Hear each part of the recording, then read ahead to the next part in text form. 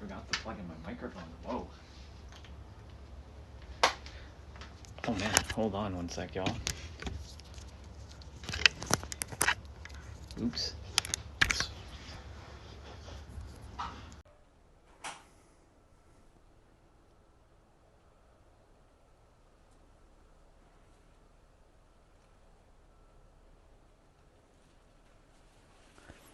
Now we're back.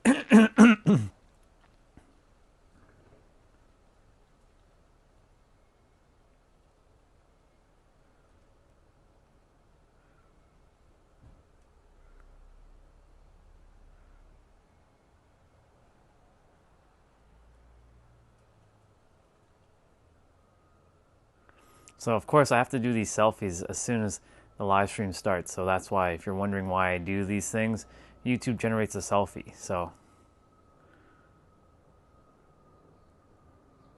perception. All right, cool. So let me just check my stream. Just make sure it's good. We'll go to our channel quickly. Wait. Oops.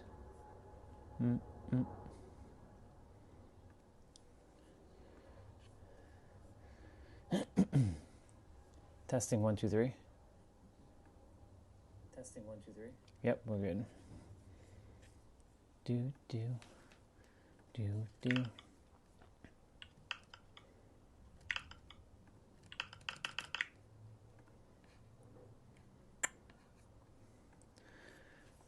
My emoji thing is not working. Whatever.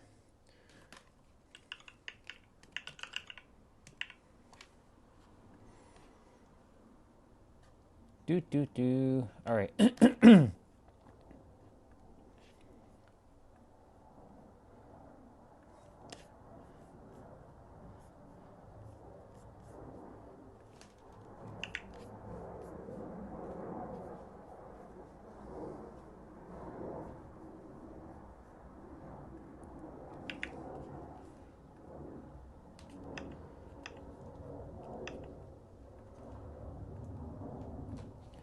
Sorry, y'all. Every so often I have to like do this thing. So.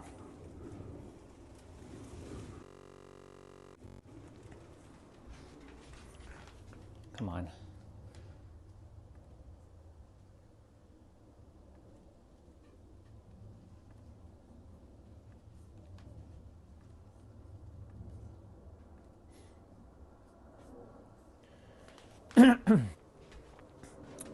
All right, y'all. Well, depending on if I stream, I think I will. I'll be back in a jiffy. You'll see me at the stream or at the water shortly. I'll be back.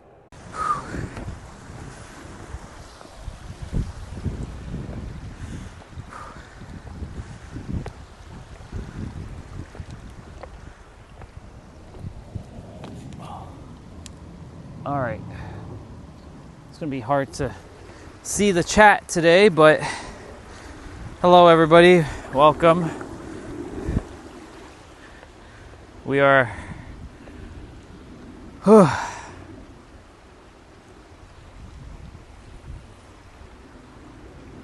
just got done with my clients not too long ago. Hello, CJ, good to see you. I walked here for about 35 minutes. Oh man, I'm good with my clients. My clients are good, but like today was, whoa. Yeah. Lots. We're gonna be talking about perception today. Perception is very powerful when you know how to use it. I don't know how long I'm going to stream today. It might be a very, very short stream, but we'll see. I trust you're doing good. It's hot. It's good. It's good. I have to put you guys in the shade only because the phone was going to get cooked. Like the weather is, like if the sun is hitting it, the phone's going to overheat. So I have to make sure y'all are in the shade. So I'll kind of like periodically like check the chat and see what's going on.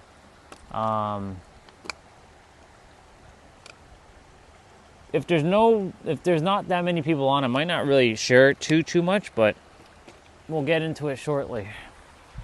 So, CJ, tell me, how's everything? If you're still there, I trust all is good. I trust all is amazing.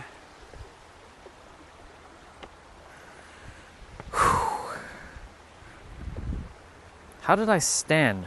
Like, I feel like one of my rocks got moved out of way or some shit like that. So normally when I'm standing here, it feels wider than normal. Weird.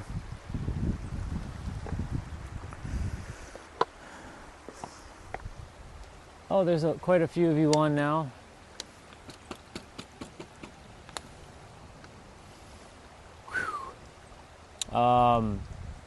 Yeah, I'm going to talk about perception in a moment. I might have to move you guys a bit. We'll see. We'll see. Want to make sure I'm not too far from the camera, but I'm not too close either. Last thing I want is y'all be like, why are you so close to the camera? Invading our personal space. Let's see what we got. You left a very, not amazing, but looking forward to the perception topic. It was explained to me before and never understood it, but your explanation yesterday seemed more understandable. Perfect. Well, I'm going to get more into it. So perception is basically, the simplest way to explain perception is awareness, like what you're aware of, and raising yourself from a different viewpoint. So let's say, for example, think of it, you're like in an airplane, right? When you're in an airplane, you can see more. But when you're on the ground, you can't see as much. You can see what's on the ground, right? You can only see on this level. Let's call it a plane of existence, right? You're only able to see on this third dimensional plane of existence on the surface level. But when you're up in the air, think of it like the fourth and the fifth. Even though it's not fourth of it because you're still on the earth, you're able to see more. So imagine you're on a mountain. You know, you started the mountain, you climbed the mountain, right? And you're like, oh shit, right? You can only see the mountain, but as soon as you get up to the top of the mountain, now you can see everything and everywhere all at once. So that's really what perception is, allowing yourself to see more and raising yourself to different levels of awareness. But how do you do that? That's the $1,000,000 question, right? How did I start building perception? Well, again, it starts to slow down. Everything I'm going to be talking about, I'll always repeat myself, but it's important to understand and understand that when you start to slow down yourself, you will start to see a lot more. Because like you're driving at like 15 kilometers or 20 kilometers or whatever speed thing you use, the metric. If you're driving at like 12 miles an hour or 15 kilometers, whatever, it's still pretty slow. But it allows you to see more. You can see what's going on. It allows you to take more time to process things and to like fully grasp what is really happening. That's how you start to build perception. When you are too fast and you're always going, the problem is when you keep going, you're not really building perception. You're just focusing on, potentially like putting out fires or whatever it is. Not to say you can't have perception when you're going fast, but the thing is your viewpoint narrows a lot. So you go from like this to like this. And there's nothing wrong with this if you're locked the fuck in with whatever it is that you desire to have. Like, let's say you are laser focused to bringing forth your wealth into the world, right? And your tunnel vision is strictly to building wealth or a relationship or whatever. Then you lock in. So you basically ignore the rest of the noise, because this can also be noise too. However, this noise can also be beneficial to some extent, such as you might you might be able to take this path instead of that path, and this path might yield a potential better result or an easier way. It might be more difficult, but at least you'll be able to sort of navigate and be able to choose. You'll have choices essentially with perception. You get to decide and choose and shift. Whereas if you don't have perception, unfortunately, you're not going to really have that many options. You're going to kind of be stuck where you are. What's up, Doc? I finished with my clients about an hour ago. I was with them since like 6 o'clock in the morning. I woke up at 4:30, did my workout, grinded, did all my things. So today's been an early day, but I figured I'd do a live stream. I don't know how long I'll do this live stream, but I just have a perception.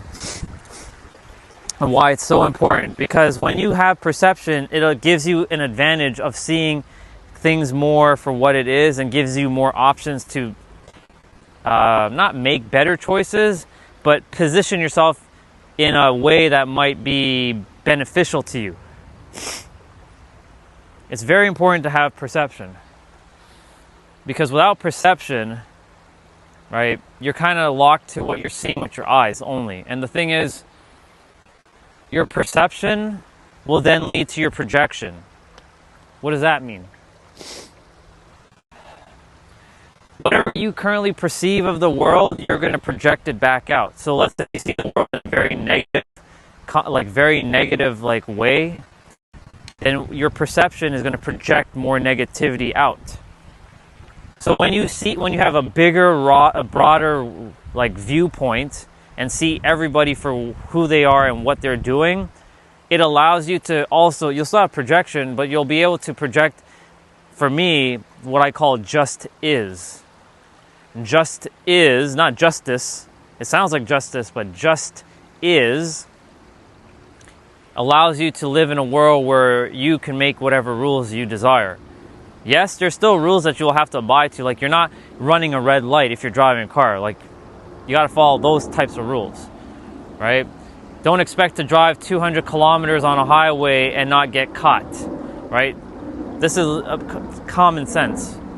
But when I say you start to build your own rules, like, you don't listen to what others are doing, because like what others are doing, they're having the same experience.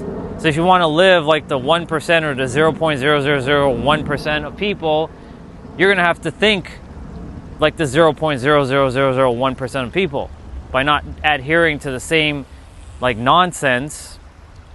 Remember, it's not really nonsense to them, but you know, when you really look at it, it's like, what the fuck are you thinking? Right? So ultimately, like, it allows you to have more options, and you can choose better choices or different choices, or choices that feel in alignment, that feel good to you. But then you will also project that out, and others will then feel your projection, whether good, whether positive or negative, just like how I did it yesterday on the chat. And that's why you're still here, CJ. Because I see everybody for who they are and what they're doing. And there's nobody who's wrong. They're just potentially misaligned. Misaligned from a state of they could be having a, you know, more easier experience, right? But the choice is them. The choice is theirs at the end of the day. I might do perception again tomorrow, only because, like, again, I don't know how long I'm going to be on this stream for today. And I feel like I'll have more to say about perception tomorrow. So I might call this one part 1 and then part 2 tomorrow. So essentially, yeah, perception basically allows your eyes to see more. Without perception, you're not seeing as much. You'll see whatever you're currently seeing. But there's so much more than you can realize. Like, for example, the people in the airplane that are flying over my head right now, they can see all of this. But I can only see, like, what's in my current surrounding. They can see the entirety of the trail. So it allows them to see more. That's what perception is. That's the best way I can explain that. Presently.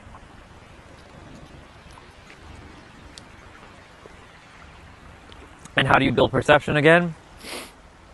Well, you're going to have to start to slow down and start to observe things. Before you react or respond to anything that's happening in the physical world, just take a moment and just like observe what is going on. Many humans, unfortunately, they don't take time to observe. They just quickly like react, because that's how the world has been programming people from when they were a child, to react, not to respond, or not to observe and then respond. To react. So as you're reacting, you're locked in with your emotions, and your emotions drops your perception as well, because your logic is also helping you to see perception and perspective as well. And I'll get into perspective at some point, but they go hand in hand as well too. And projection, like all the three, those are like a trinity. Perspective leads to perception, perception leads to projection, and they create a loop. So whatever you're seeing of the world, it's true and real to you, and to anybody else who's seeing whatever they're seeing in the world is true and real to them. But it is also based on your level of awareness. So like, for example, I could say all the right things, and I might fumble on a word, right? Somebody might jump on the stream, let's say, and they just make fun of me stuttering on one of my words. They missed all of the things, and they locked into just the mistakes that I made. And this is a good example, because there was a reel on Instagram where, and the teacher did this on purpose. I'm sure some of you may have seen this reel. The teacher was doing 9 times 1 is 9, 9 times 2 is 18, 9 times 3 is 27, and so on and so forth. When he got to 9 times 9, he made a mistake. He purposely he put the number 78, or I think it was 78 or 79. He basically missed it. He was off by like 1 or 2. So the students in the class, as they're watching him write the answers on the board, they weren't celebrating him for being right. They were making fun of him for being wrong, for that one question. They weren't celebrating him because he got all the other ones right. They were making fun of him because he, because number one, he's a teacher, but number two, he should know better, right? But the thing is, whatever awareness you're at, most people are only focusing on the negative aspect. They're not looking at the positive. So a lot of people will jump onto people's streams and either, drop a lot of positive stuff or a lot of negative stuff. It all comes down to their perception. Where they are is based on their frequency. And what is their frequency? Their frequency is, it's comprised of 7 keys. And those 7 keys, as I explained, but I might miss one of the keys, but it comes down to your beliefs, your thoughts, your emotional charged thoughts, not just your thoughts, because not all thoughts create things. And just so you know, none of you are actually creating shit on this planet. None of you can actually create shit. You're actually revealing things that already exist and bringing it into existence. I know, let your mind wrap itself around that. So your energetic thoughts or emotionally charged thoughts, your perceptions, your beliefs, your expectations, your convictions, your reactions, and your focus or your attention. So wherever those 7 are, if they're in alignment, you will have whatever experience you're going to have, whether positive or negative. It works both ways. So in order for someone to really start to change their life, they're going to have to find a way of being aware. Now, how do you build awareness if you've never been aware before, right? That's the $1 million question. How does one start to build awareness? And I'll read the comment you left there. How does one build awareness if you never built awareness before?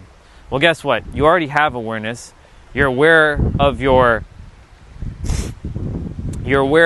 the fact that you're alive. So that's number 1. Number 2, the very fact that you were able to type that message, let's say, that's awareness as well, right? Because you are using your hearing and your senses. So in order to start to build awareness, it's starting to lock into the now. You gotta like zone out whatever the hell is going on in your outer world and lock into what you're feeling and thinking and doing in the present moment. That's how you start to build awareness. But how does someone know to do that if they've never done it before, right? That's the other $1 million question. Well, for me, mine's came, unfortunately, in two different ways. Mine's came externally. Man, these flies are just like all over the place right now. It came externally by an external event to make me aware of the situation, or something internally happened for me to slow down and stop and start to focus on what was actually important. All right, let me read the comments quickly. What's up, T-Bray? It's like you could have a perfectly white shirt and do the most right things right, but people will judge you for one stain or the thing you do wrong. Exactly. Spot on, CJ.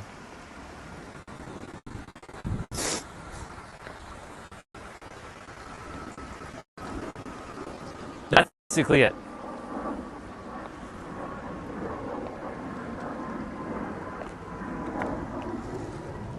I'll scroll back down. Yeah. So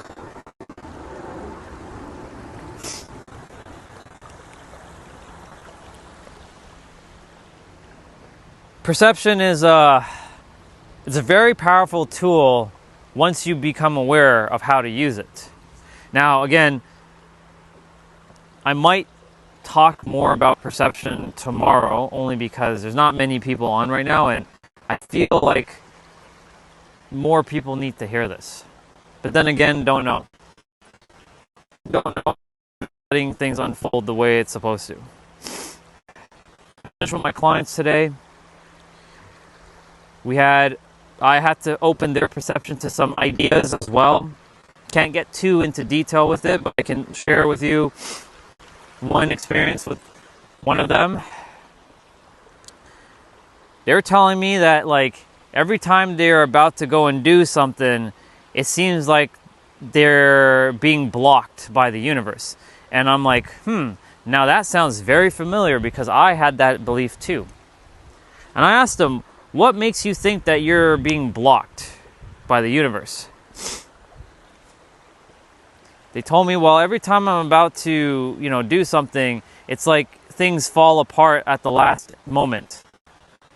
I'm like, okay, what if I told you that you're actually not being blocked, and you're the one that's actually blocking yourself?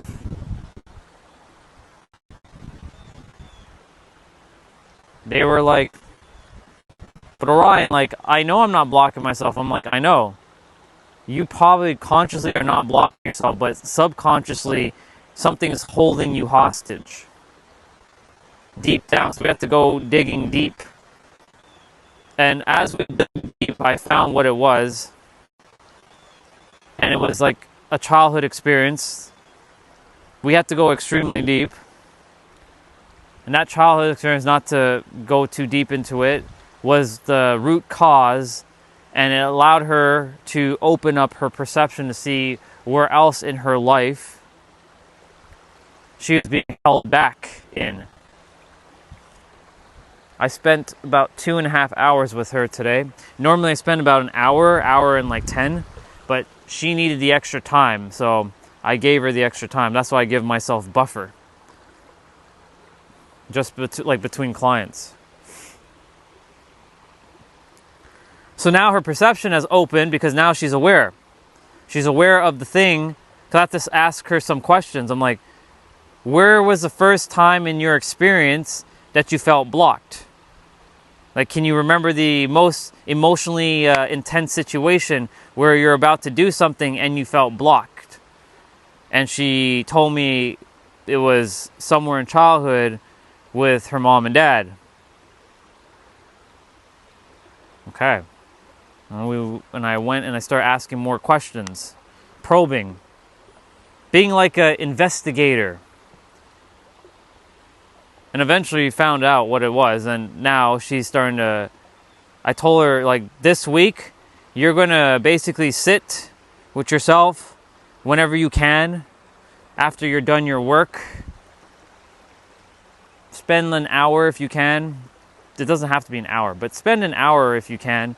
Just kind of like sitting and just asking yourself questions like, where else in my life did I block myself? And I had her overwrite the experience that she wasn't being blocked.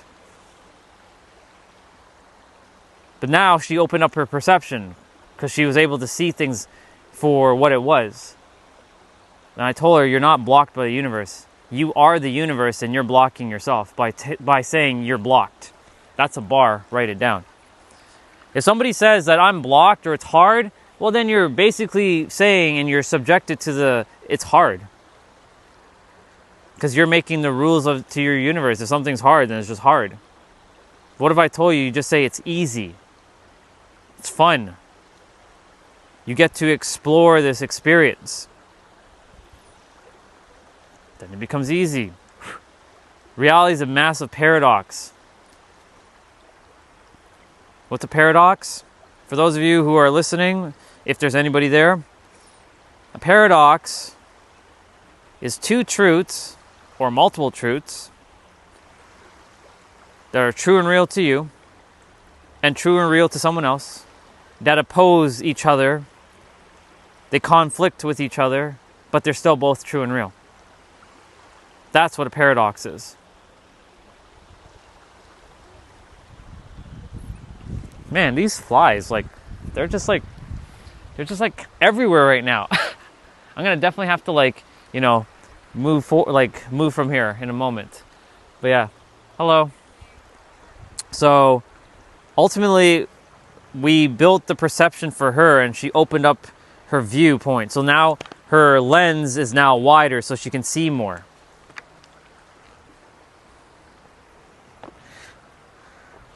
Oh. The flies are real right now.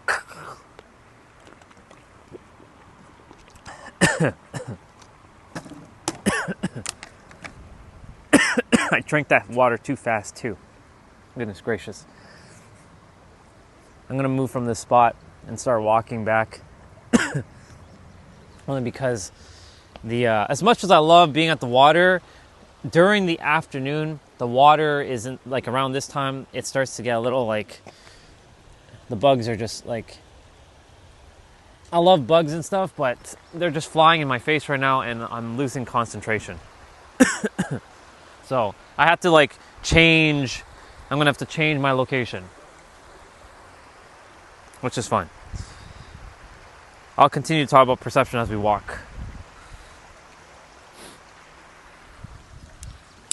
All right, let's go. Water, thank you so much for your time, even though it was very short today. Thank you again for your time. I'll see you tomorrow morning, water. All right, let me see what you said, CJ. Oh, yeah. Let's go. All right. Something that is meant to act or expect to act in one way but has the opposite reverse effect, like a paradoxical medical reaction, is something that's meant to calm you, making you agitate instead. Yeah, there's that too. So it does the opposite, essentially. But that's how reality works. It's a paradox. And your mind is a paradox of itself. It's always looking for the answer, but will never find the answer because it simply can't accept the answer that the answer is right here and now. That's a paradox.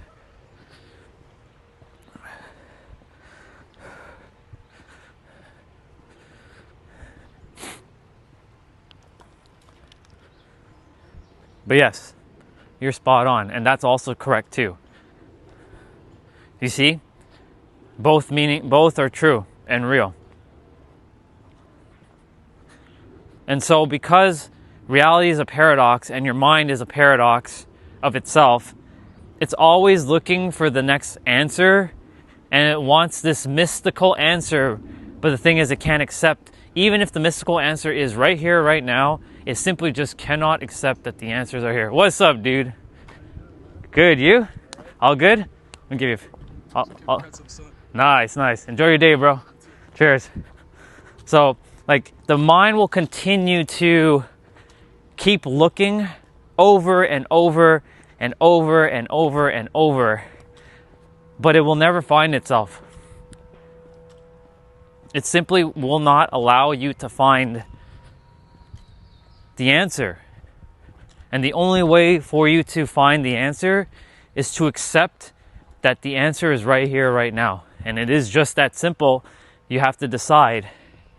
But that perception, once you decide, will open up a whole new realm of possibilities that many are currently, like, unfortunately being, what's the word, gaslit from, or are not able to experience it. They're being blocked by themselves.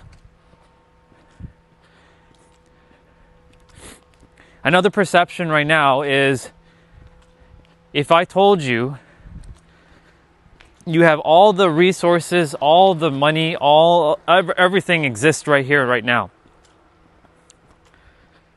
Perception. This is not a perspective, this is perception. But if your mind's like, but I don't have it, Orion. Well, the universe keeps sharing with all of you that you can only have what you already have. So if you feel like you don't have it, then the universe can only give you what you are saying you don't have. Because you saying you don't have it implies that you have what you don't have. It's a paradox. It's very confusing for the mind to understand that at times. So if you say, I don't have money, then the universe registers that as, okay, so this person says they have no money, so I'm going to give them, they have no money. And then they'll keep mirroring back a situation, a circumstance, a person, or an event to keep mirroring back that experience over and over again. And for the longest time, I got trapped in that loop. And I had to break that loop. I had to understand what the hell was going on, right? What was going on? Afternoon. And I was like, what the hell is actually going on here? But then I figured it out.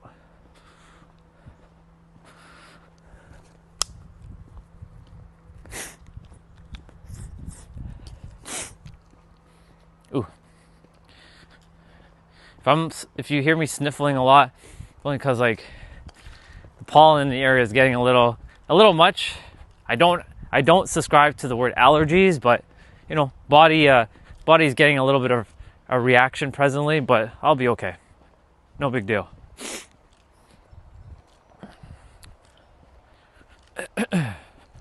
So everything exists right here, right now.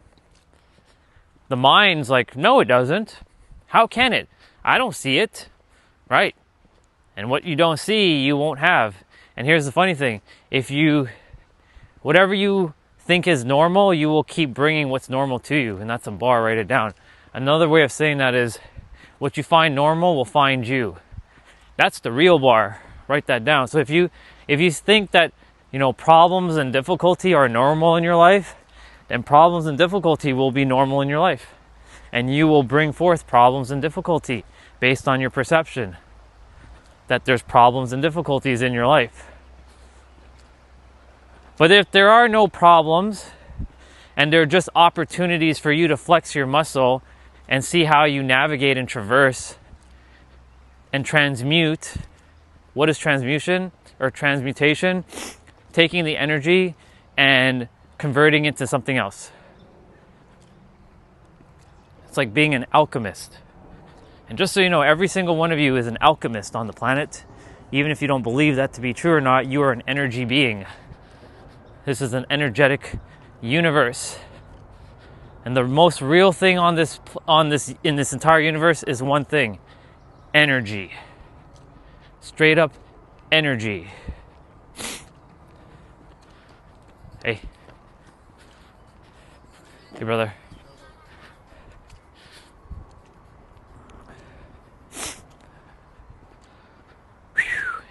Hot. Hot, hot, hot.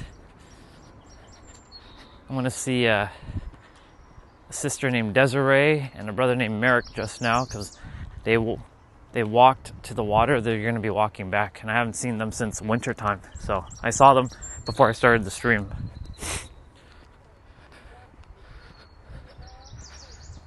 They should be coming back shortly.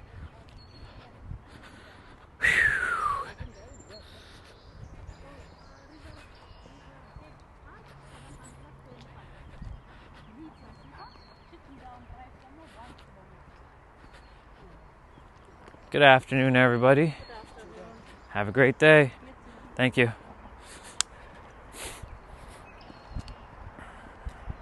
So let me get back to perception. So let's say there are two people. They're walking on this trail. Like, let's say somebody's next to me. They're walking next to me. And their perception is more like narrow. They're only going to see what they can see. Like if I told them like, hey, look at the word peace and find over there, right? Find peace and quiet. They may not see it until I point it out to them, right? Based on their level of perception. By the way, practice love and authenticity, people, right? So it all comes down to perception. If your perception is high, you will see more.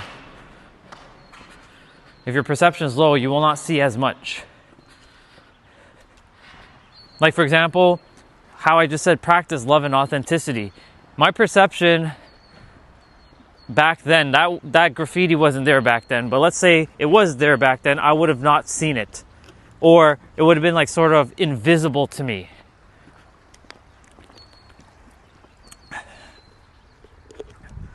I was shared a story yesterday of somebody who lives in New York City for about 50 years, and he's been traveling down Manhattan, or not Manhattan, Broadway and Fifth Avenue. That's where the Macy's store is, the big gigantic Macy's store. Been there a couple times. And here comes Desiree and Merrick. They're on their way back, as I said. Merrick is he's currently not able to walk, so she takes him for his walks. Well, Desiree and Merrick, I'll see you again soon. I see you. Yeah, you will see me. Hopefully. Yeah, you will. Bye. Have a great one.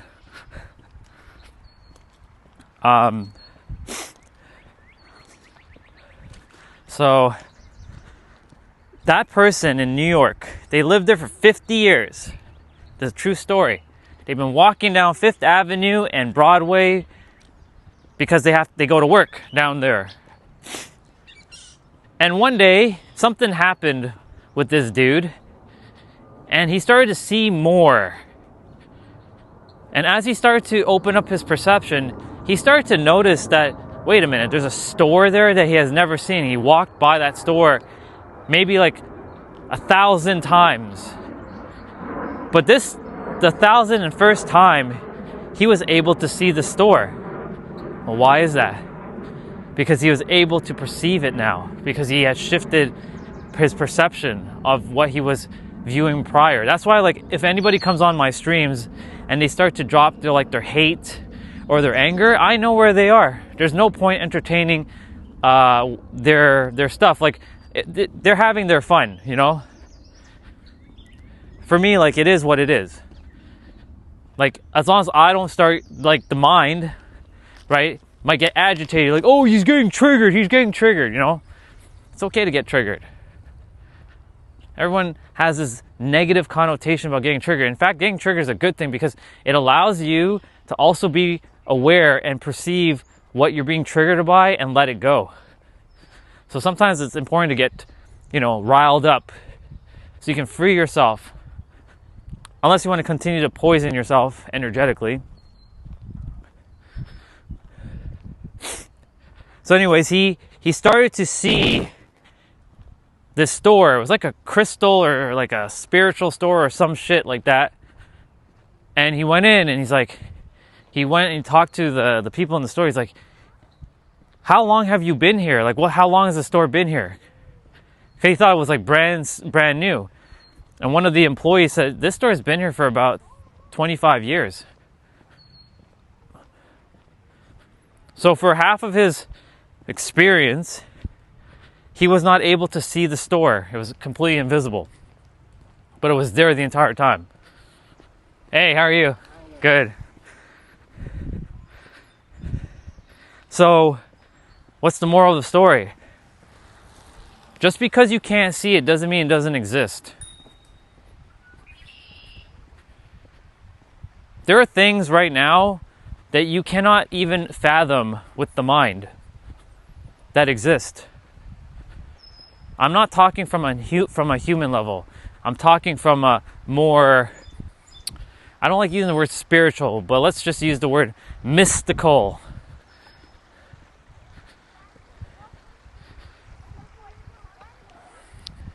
There's so many things that so many people are unaware of that's actually happening right in front of their eyes, but they just can't see it. You ever have those times where you have a moment where like you thought about somebody and then they either called or they texted you or they just showed up and like, hey, I was just thinking about you. And then they called you and you had that conversation with them. Do you think that's by accident? Nope. We're interconnected. We're nodes on like a Wi-Fi network. We're like devices. Think of like I'm a device, CJ you're a device, T-Bray you're a device in a big network, a node. Thought transference is a real thing. But just because you can't see thoughts with your eyes doesn't mean it doesn't exist. Right now, everybody right here that's walking or riding their bike, they have thoughts. But in my area, right now, the thoughts are very relaxed. Everybody's very calm and chill. Right? The two bubbas, as I call them, the babies, the tiny ones, right? They have their own thoughts. They're asking lots of questions. They're curious about the world. They're forming their experiences. The little bit older one there, right? He's starting to lose his magic a little bit, which I can tell, which I hope he doesn't. And that's where it starts happening. At a certain age, you start to lose the magic. The little one, the smaller one, his mind is still not fully activated yet. So he's just like asking all kinds of stuff, and he's just like going. He's got a full set of energy there.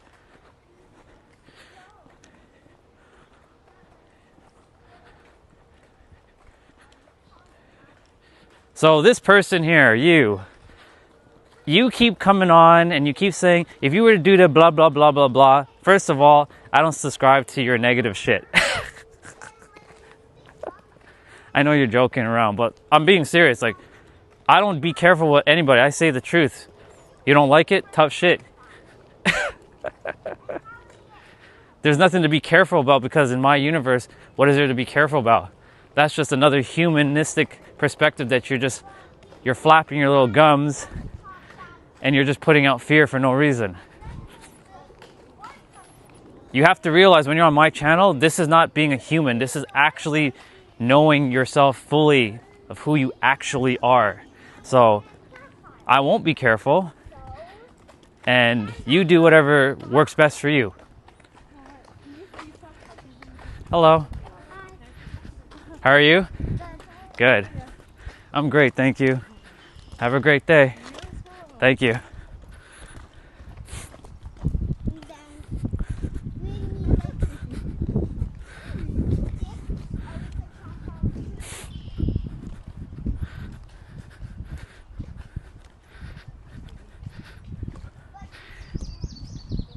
This is a good example of someone with their perception, whose perception currently is where it is. It's not wrong, right? Your perception is where it is. You can keep dropping your opinions, but your opinions, to me, are very third dimensional. That's not an insult. That's just what it is, right? So, like, if you continue to entertain third dimensional perspectives with me, I will basically just say, well, go be third dimensional somewhere else. I'm being serious though with this part, because, like, you know, your perception really does shape the world that you will see, right? Like, if I was like to be careful and around people and they'll think you're a schizophrenic. First of all, do you see anybody that's saying you're a crazy person? No, not in my universe, because everybody in my universe understands what I'm saying, and I'm at peace. Dude, you're putting out fear I'm not going to be locked up, so you can drop your little worry, okay? We're good. If I catch you even mentioning any of that again, I will block you. No, I don't care.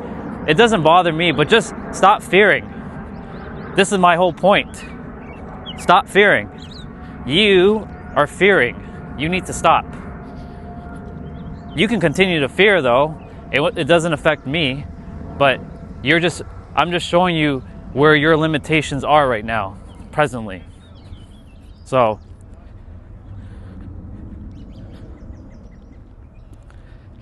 yeah, crazy people do exist.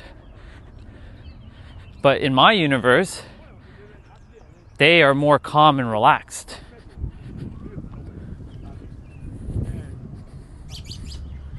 Hello.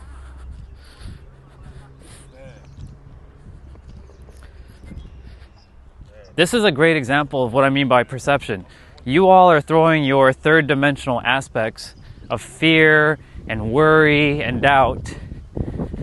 And I keep telling you all, for those of you who are been on the stream, to drop your fear, worry, and doubt. Doesn't mean to not, I'm not saying be ignorant. We know that shit like that happens, but like the more you continue to project that shit, you will continue to create that shit. Get it? What you expect to find is normal will find you. That's a bar. Write that down. If you expect crazy people in your experience, hello. If you're expecting crazy people in your experience, you will have crazy people. That's just how it works. If you expect people who are joyful and fun and awesome, you will have people who are joyful, fun, and awesome.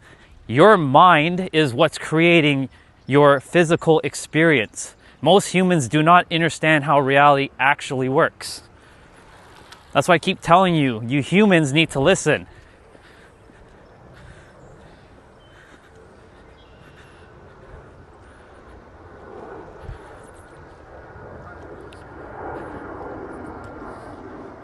They put you on a 72 hole. That sounds like a bunch of bullshit because I've never heard that before. You're just making a bunch of noise right now. Anyways, I won't be paying attention to any more of your messages unless it's actually of value. Presently, right now, it's not of value. So you can continue to listen, or you can just swipe up and go on someone else's live stream for the time being.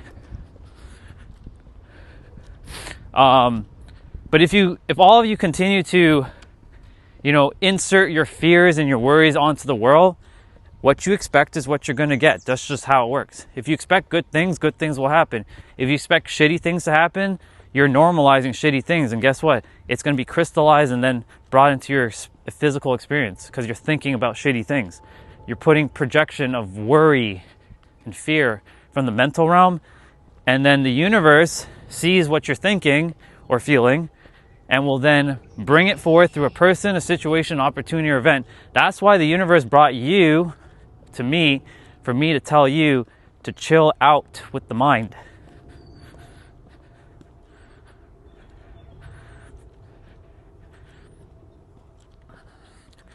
I'm basically sharing about perception, but a couple people are, projecting their perceptions of like, you got to be careful, Orion. I don't have to be careful.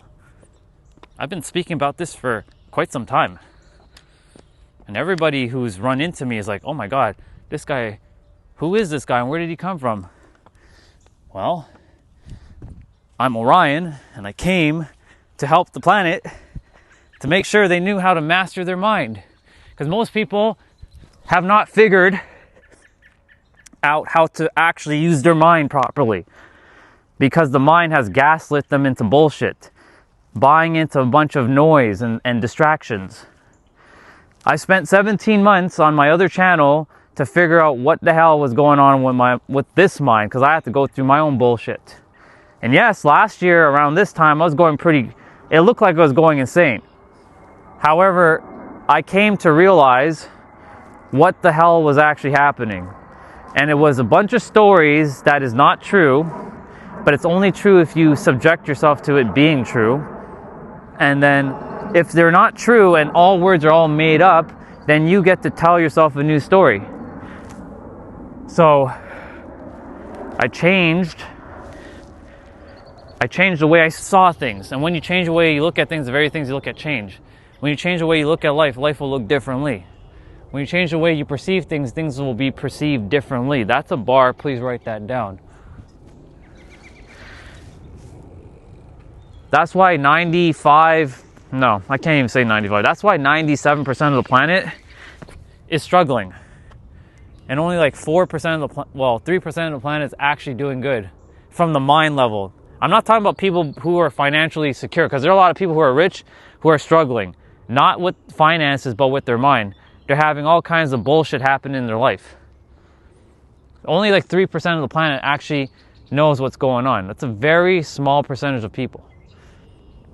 Maybe even less than that.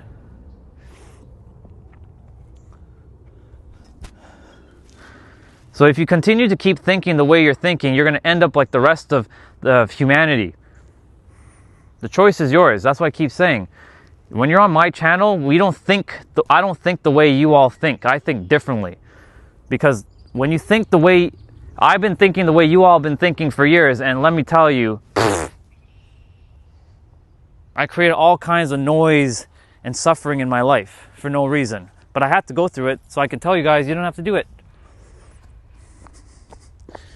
That's why I was talking about perception. Perception.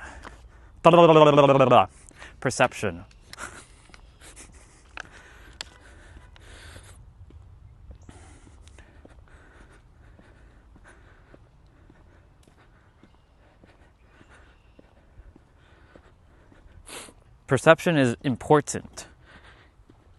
Perception, discernment. I'm going to be talking about discernment in another video, but perception, discernment, perspective, and awareness, like these they're kind of like similar, but they have a bit of nuance to each other.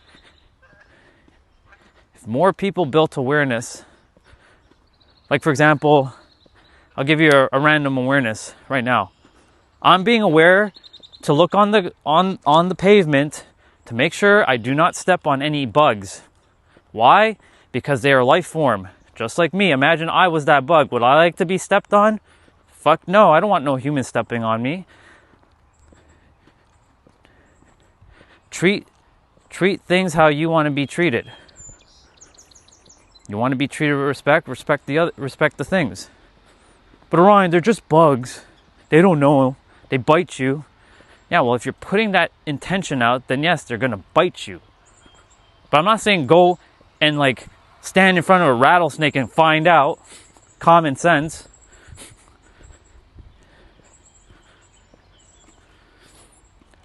Right?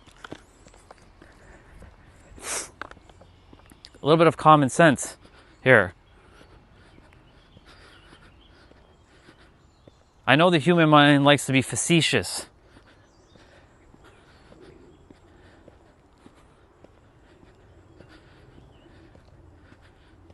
So I always have to give preference to things.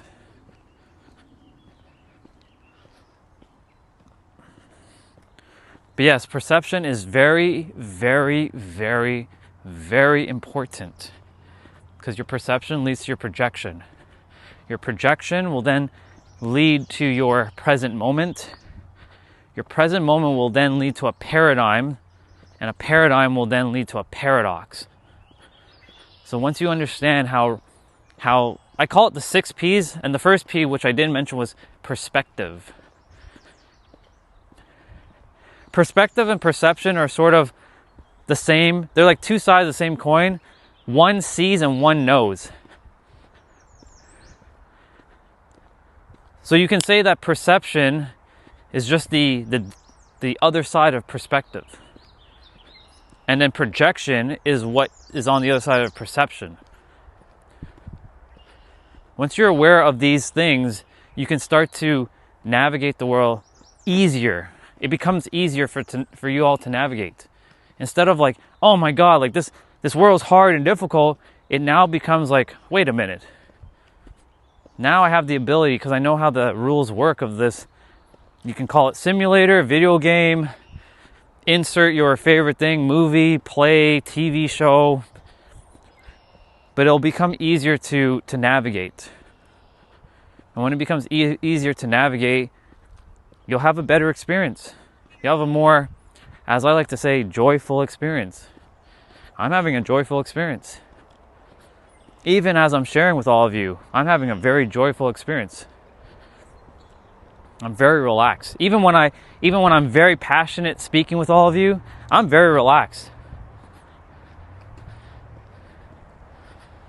I do have to turn up the dial sometimes.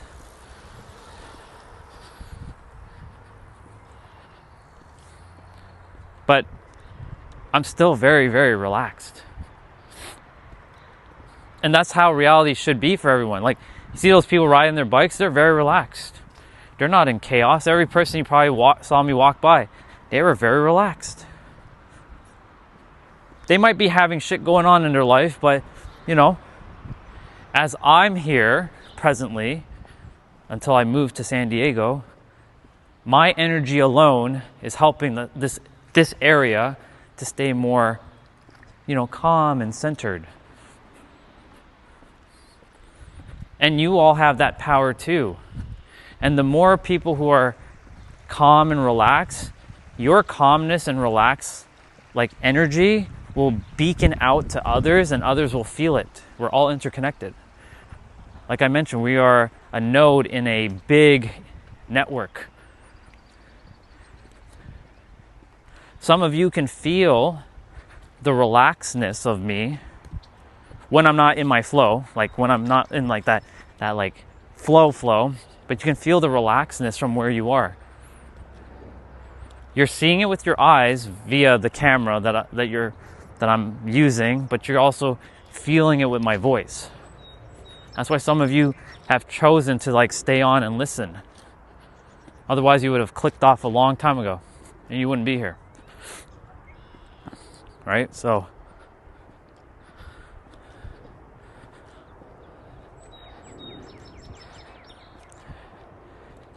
if there's one skill that I would highly recommend to build, it is perception. Because perception will allow you to see a lot more and will allow you to start building more perspective on things, more awareness on things, more discernment on things. Just more of things that gives you more opportunity to sort of navigate. So instead of like, man, I'm only locked to this one path, now you have like 7 or 8 different paths to walk.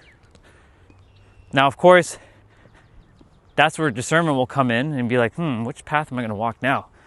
Now there's more paths instead of just the one fixed one that I thought I could only walk. But I'll talk about discernment in a different video. Basically, discernment is sort of like, it's interconnected with awareness, perception, perspective, and a little bit of inner like guidance of sort of like what feels good to you.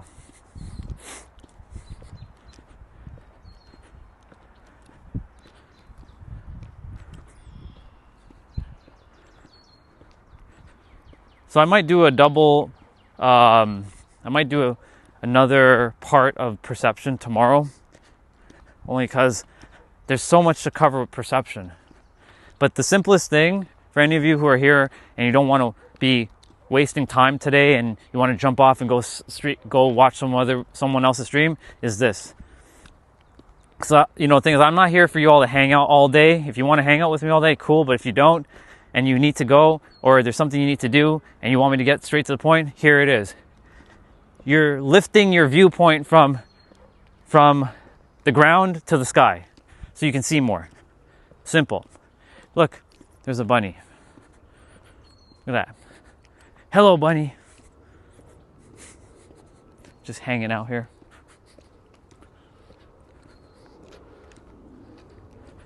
They're not as common, but they show up. Enjoy your time, bunny. All right.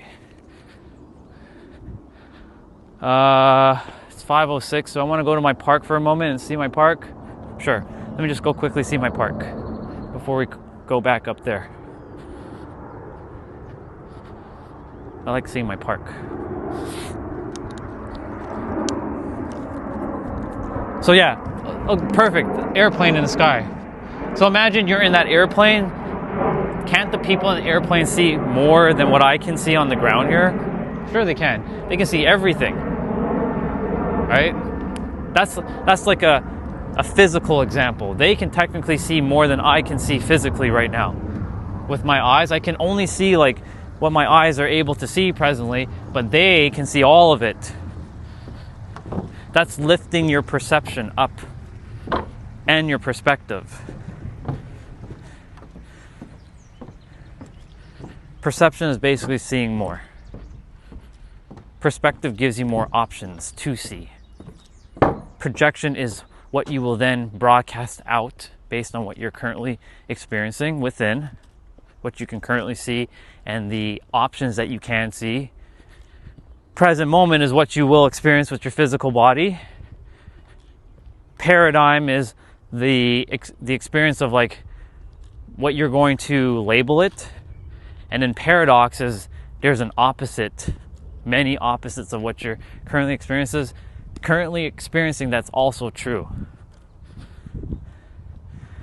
I do. Hello, welcome back. I saw your comment on one of my videos. Welcome back. I was with my clients earlier today. Finished roughly about 2 hours ago. And I'm just taking a walk in my trail. So I didn't walk today because on Mondays when I work with my clients, I want to do my exercises first thing in the morning before I get to work with them.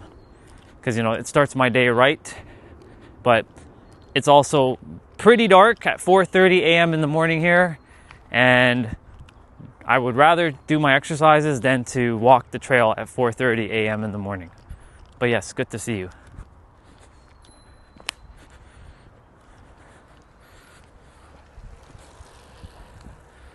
Is anybody at my park? There probably is somebody at my park. We'll see.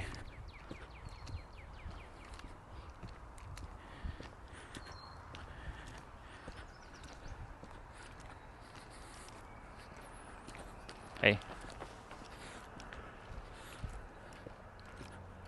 Nobody's at my park. Cool beans. I saw that last time I came, my bench, they ripped off a panel. We need a new bench over there. Because it's you can still sit on it, but it's not as enjoyable. So we need a new bench. Maybe they'll come and like give us a new bench over here. I'm gonna swing for a bit, for like about a minute or two, just cause I may as well. I like my swings. CJ, maybe perception is helpful. I have a tendency to focus on one major problem in life, and to a point, it's making me very stressed. Yes, perception is going to definitely help, and perspective is going to help, because when you're focusing on that one thing, if you focus on problems, CJ, unfortunately, because you're putting your attention on problems, or that one problem, and you're labeling it a problem, and I talk about the power of changing your meanings of your words. I have to leave you guys there because the sun is going to cook the phone, because I have to leave you in the shade. Perspective. If you focus on problems, you will have problems. So what if I told you that, let's say whatever major problem is actually not a major problem. Maybe it's actually a solution. Or maybe it's just an opportunity that allows you to shift. Because normally when there's a problem, our mind gets emotionally locked based on our basal ganglia and our amygdala. It's called our primal brain. And our primal brain is very emotionally based. And it hijacks your prefrontal cortex, which is the front of your skull, like right here, the front of your brain. That's your logic center. So your logic basically disappears and your emotional side kicks in. But if you keep labeling, this is why I say there are actually zero problems. But if you keep, even if the word problem shouldn't exist, but because we have the word, we're subjected to that word and its definition. But you can change the definition of that word problem, or simply just throw that word away and start using the word opportunity. Opportunity to grow, or opportunity to be more aware, right? I'll read all the comments if there's any comments, but I'm just gonna take a moment to swing because I can't see the chat, obviously. The phone is over there.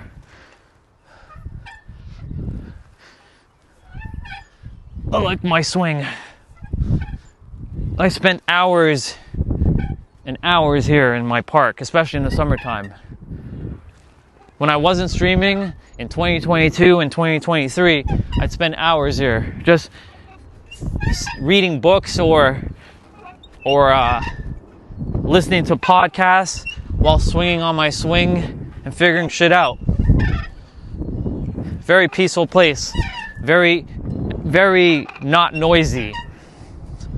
And that's the thing. If you're in a chaotic environment, it's going to be hard to hear guidance, like true guidance within yourself, because of all the noise, because of all the distractions. It's like 10,000 different voices screaming in your head. And I had those 10,000 voices screaming in my head once upon a time, but now it's just one. And I catch every time when this voice speaks, because the voice isn't mine and the voice isn't yours either.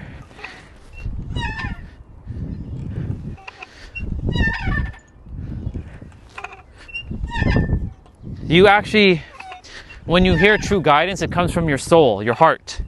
Your heart will give you a feeling that will flood your body, and it will make your mind aware of what it wants you to do. Such as, go call that person over there, go talk to that person, they may need your help. Or sign up for that course over there because you need to take that course. Or buy that book, right? But your mind, if it's too noisy and too distractive, it can't hear the guidance. And hence your perception also goes down when your mind is so filled with noise. And in order to slow down, or to start to alleviate, not eliminate, but alleviate the noise, you're gonna have to do the simple things that the mind doesn't like. Because the mind's gonna say, this is not working, this is stupid. Because that's what the mind is. The mind doesn't like simplicity. It hates simplicity. And once you understand that the mind does not like simplicity, you have to go against your mind. You have to basically go counterintuitive. So when people say to breathe, they really do mean to breathe. Relax. Breathe. The simple things in life are the most powerful. You can breathe. It's free. Use it. You have oxygen. Use it. How did I get to where I am? I had to slow down. I had to start breathing. I know it sounds absolutely ridiculous. I read 500 plus books, thousands upon thousands of hours of podcasts, listening to podcasts, listening to 600 audiobooks, taking all kinds of coaching coaches, sure. Took lots of coaches. I signed up for lots of courses, went to a lot of webinars and workshops and masterminds, and I was like, what the fuck? Like, why haven't I figured this shit out? I invested over $100,000 into myself. That's not even a lot, because there are people who invest millions of dollars into themselves, but I invested $100,000 into myself, and I'm like, what the fuck? And guess what? By the way, that money, 1 million or 100,000, is irrelevant, because I've seen people who invest $1 million and they still haven't figured it out yet. So it doesn't really matter. Anyways, I had to start to the simple things, breathe, feel what I'm feeling, and start to be present. What is being present? Right here, right now. Not thinking about, oh, I got to go eat in like 10 minutes or something, or I want to play that video game when I get back. You're not being distracted, like right here, right now. We're locked in. Like I'm locked in with you all, and I'm swinging. Well, I'm just kind of like doing this right now. There's nothing else on my mind but focusing on what I'm saying. Nothing else. There's no nothing. It's just right here, locked in, this moment. This is all that there is right now. When I start walking, that's that moment.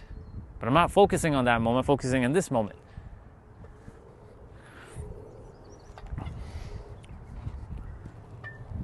Again, if there's anybody leaving anything in the chat and I haven't seen it yet, I apologize, but I'm swinging my swing. So,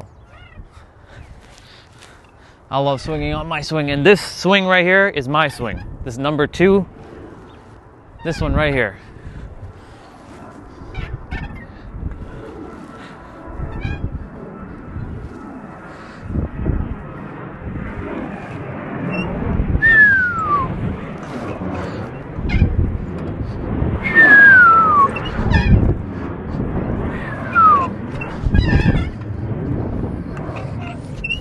A lot of hang time.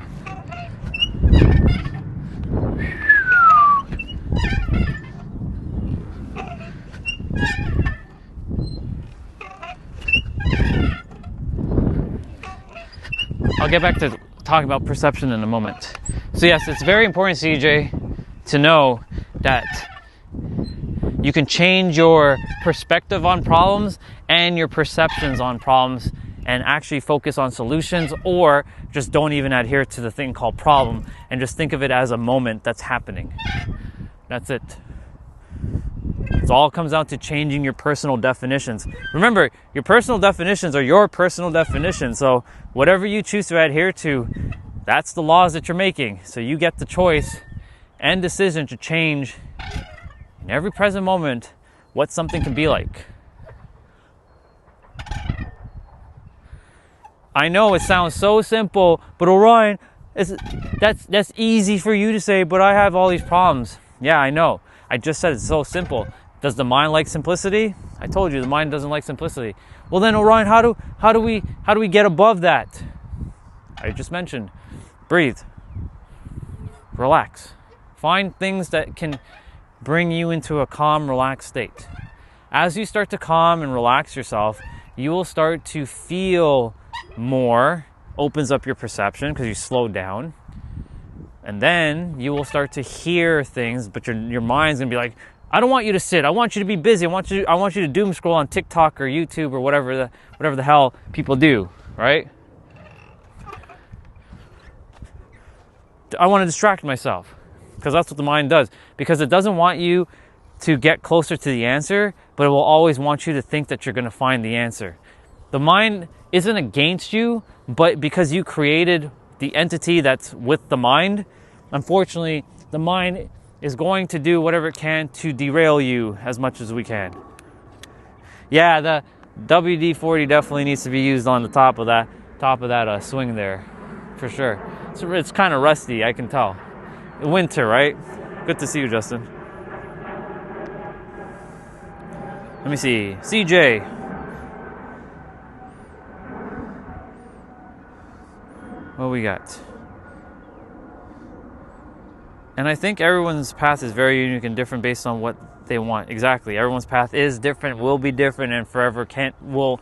Everybody's path is going to always be different. And that's why there's another thing called imposter syndrome, which I don't subscribe to. That's just a made up terminology because of people feeling a certain feeling, but then that feeling isn't actually true. How can you be an imposter to yourself?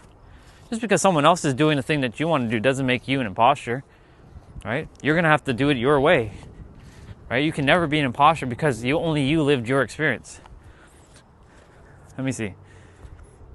Like half of what you said resonates, other half does not, but may resonate with someone else. It's a very individual thing depending on where you are and what you want in life. Exactly, CJ. That's what I was saying. It's based on your level of awareness. Where you are is perfect as you are. Some things will land, some things will not land. Because the mind has created its own stories and what is true and real because it wants it to be right. right? There's a lot, excuse me, there's a lot of people who want to be right, and they will fight for their limitations to be right. So they can fight for the limitations to be right, but they in themselves, they're struggling, but they still want to be right because their beliefs are wrapped with their identity center in their brain. So the moment you mention a belief that kind of goes against their current belief, right? That's where you said resonated or not resonated. The brain's like, no, I'm going to reject that. Perfectly normal. Even if it's like fighting back, that's its defense systems falling apart. Because once you know that you are not the mind, you have a mind, and you have the ability to alter your mind in any possible way. Hello, Mr. Bubba. He's just chilling here. You have that ability in every present moment. CJ, again, let's see. That's why many religions don't make sense to me. I don't need somebody 2,000 years to have all the supposed answers. The answers should be within and available within for millions of years. Exactly. And here's the thing. Every one of those, so all those religions, not to get into the obfuscation of religion, right? Not to be religious here, but every one of those religions were actually saying the same thing using different words. And that is a bar. Please write that down. The problem is everybody had their own level of awareness with words. That's why I said the interpretation of words is what's fucking this planet up badly. If I were to rip away everybody's language right now, guess what happens? Nobody could do a damn thing. Literally, your body will still breathe, but you won't know how to eat, brush your teeth, get out of bed, blink. Well, your eyes will blink. You'll just be zombies. And our words are what govern our experience. Well, the interpretations behind the words are what govern our experience. So like you can change the meaning, but the problem is if you want to be understood by other people, you have to be subjected to their definition, and their definition might be self-imposing limitations potentially. So anyways, the answer is within. That's all you ever need to know. You don't need anything else from anybody. I promise you, you have all the answers. Now you just have to trust yourself to know that and walk that path. But every one of them were basically saying the same thing using different words. Quite literally. They all were saying the same thing using different words. It's so green, I'm literally looking at cactus. Nice. It's like, that bike didn't scare me, bro. Because, you know, I don't get scared because I expect that there's going to be bikes. So that's why, like, when I put that expectation, they will show up. And I'm like, I'm not going to be scared because they're right there. Anyways, yeah, I know. You all, you know, because I'm aware of what's in the area and who's doing what.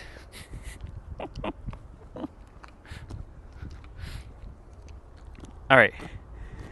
CJ, let's see. It's like they're all suffering but still want to achieve something and for life to be a certain way, and they're not open to facts they are wanting may be cause of their suffering. It's like it's why I like the Upanishads, or Upanishads, sorry. I keep saying that word wrong, my bad. I know exactly who they are. A lot don't ask you to believe, but explain things in a way you can understand and experience. Yeah, you can say that's what I'm doing. I just label myself as just is, though. Not being a part of anything but all things at the same time. The mind does not like that, by the way. That's a paradox. Being all things and no thing at the same time. Yeah, the mind hates that. And I love messing with my mind and other people's minds, because that's what the mind does. Creating all kinds of obfuscation.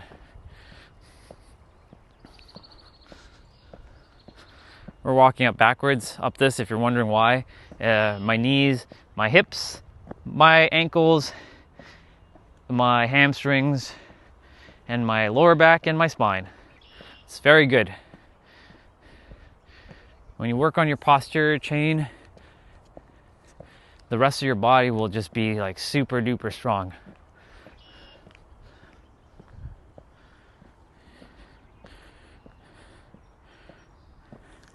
Let's see. You're there and I'm in my apartment working. Yeah. Makes sense. Like, yeah. I'm like pretty much aware of like what's going on. Even if there isn't a bike, I'm always making myself aware that there could be a biker coming, because it's just like an extra sense activated. You can say that's perception as well.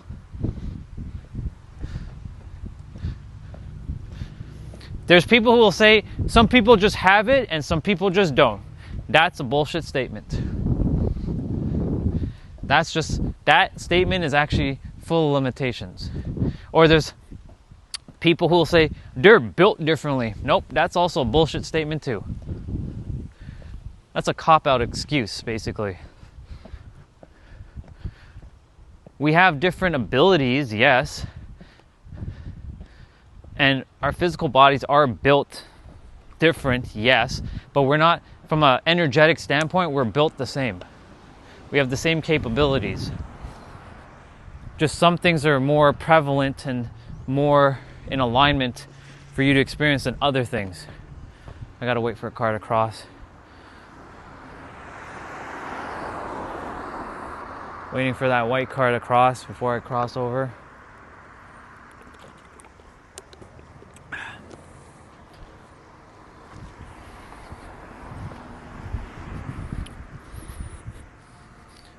All right, I'm gonna walk straight, or walk through that street.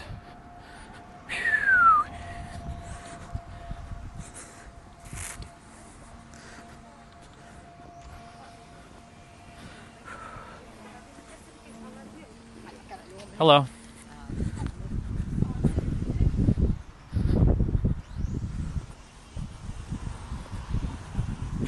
Let's see. I still don't believe the one consciousness thing. Nobody can explain that in a way I believe. I think we're all separate.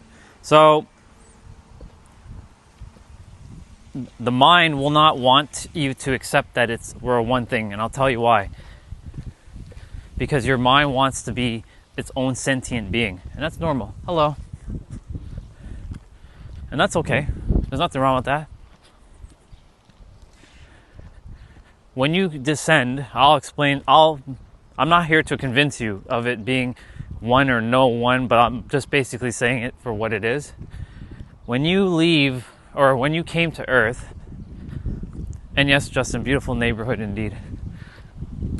When you came to Earth, you split yourself from the grand, like, totality of it all, so that you could have your own unique experience in that body. But itself, this is where it gets confusing.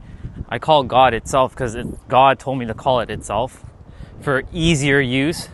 Itself wanted experiences in various ways and wanted to have different experiences and experience it in different bodies. Female, male, animals, bugs, mammals, right? Other things like trees, grass. Now some have souls, like souls that are able to actually, like, you know, navigate and traverse, where others are just like more inanimate. Like these trees, they have a soul, but they can't speak back. And when they were created, they were just here to help, you know, making sure like the ones that have like animate souls that can express themselves to navigate. Now, think of the creator. Again, I'm not here to change anybody's beliefs. This is just what I know to be true for me specifically, because I had a very vast experience that told me otherwise.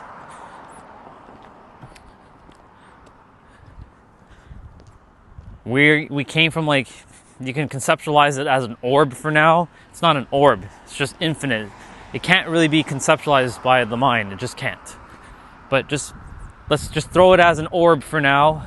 And that orb is like, has little fractals and fragments. You're a puzzle piece of that orb. And you descend it to Earth. But when you leave, you will have everyone's experience that are currently on Earth and anywhere else in the universe. And you'll have your unique experience.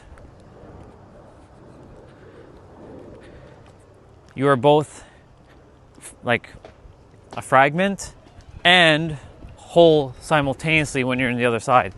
It's very weird because the mind does not like that idea, because the mind is designed in a dualistic way, number one, and number two, to see separation. And it's normal because look, they're not, those two over there, right? I don't know what they're thinking. They're having their own unique experience, but they are me and I am them. That's basically itself in a different body, or bodies, plural.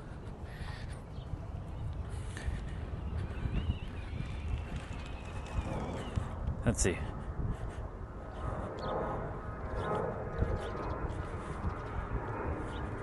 Ooh, I like that, Justin. I like that.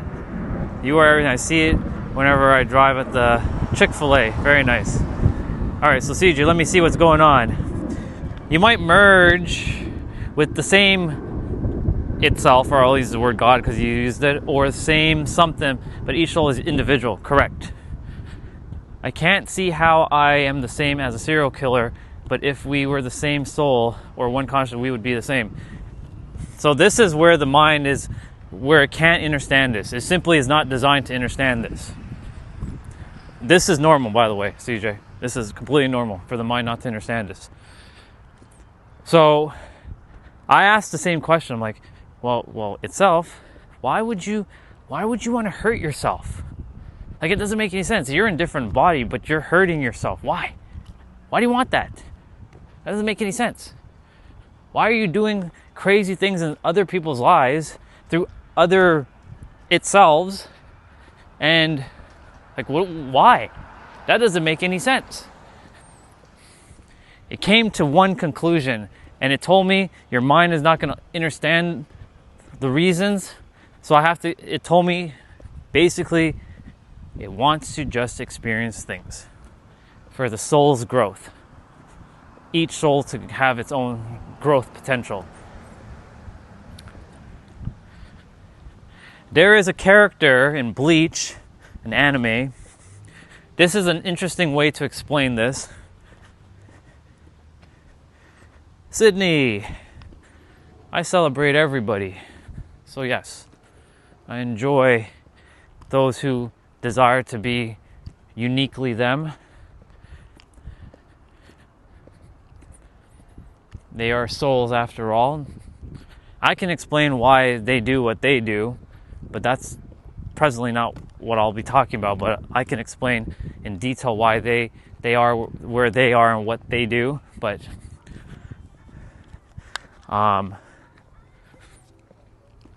so back to CJ. There's a character in Bleach anime that I watch called Yhwach, which is supposed to be like Yahweh, but Yhwach. It's spelled so weird though, but Japanese have a weird like language system with translation in English.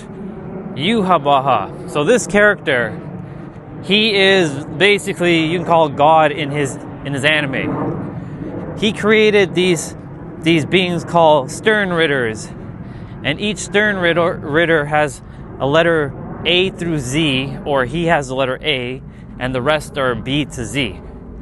Now, whatever experience they fight and they get stronger. When they die, their power and their experience goes right back to Yhwach.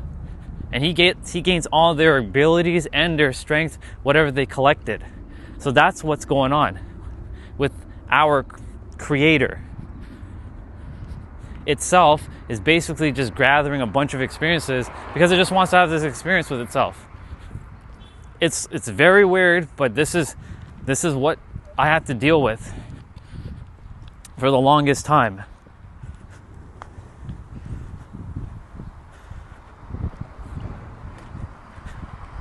This is going to sound absolutely balls to the wall weird, but I'm going to say it. When you're in a relationship with someone else, you're in a relationship with yourself. So itself is having a relationship with itself. Some could say, well, isn't that kind of narcissistic that it's having a relationship with itself? It looks like that, but we created human definitions that the creator doesn't adhere to. Itself, even though it created the language through us, we also confuse the language based on our third dimensional mind, because our third dimensional mind is very limited. It has infinite possibilities, but very limited. This is the paradox. The mind just can't simply understand these very esoteric and very like unreal things, because that's the mind is not designed for that. It's like going to a black hole and attempting to understand what's that black hole. You know what the black hole is, but you can't understand why is it doing what it's doing fully. It's collapsing on itself and getting bigger and bigger and bigger. But a collapse should be smaller. But it keeps growing. So our mind on this plane of existence was given the ability to be curious and to ask questions, to kind of like navigate and explore. However, we've taken things a little too, I don't want to say too far, but we've overly complicated things when it was actually pretty simple. And why does itself want to come to Earth then? What's the $1 million reason why it's coming to Earth through all of our bodies? It wants each of us to remember who we are as itself. That's it. Experience and remembrance. Nothing more, nothing less. Now here's the thing. Everyone who believes in what they believe in is real and true, because the all is mind. The all is mine. All, everything. What is all? Everything. If people believe that when they die they're going to go to hell, they will manifest that hell.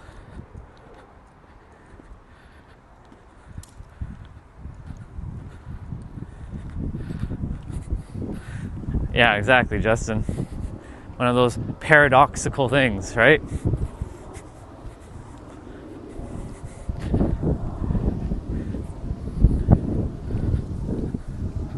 There's so many things that like the mind is going to, the mind just can't fathom.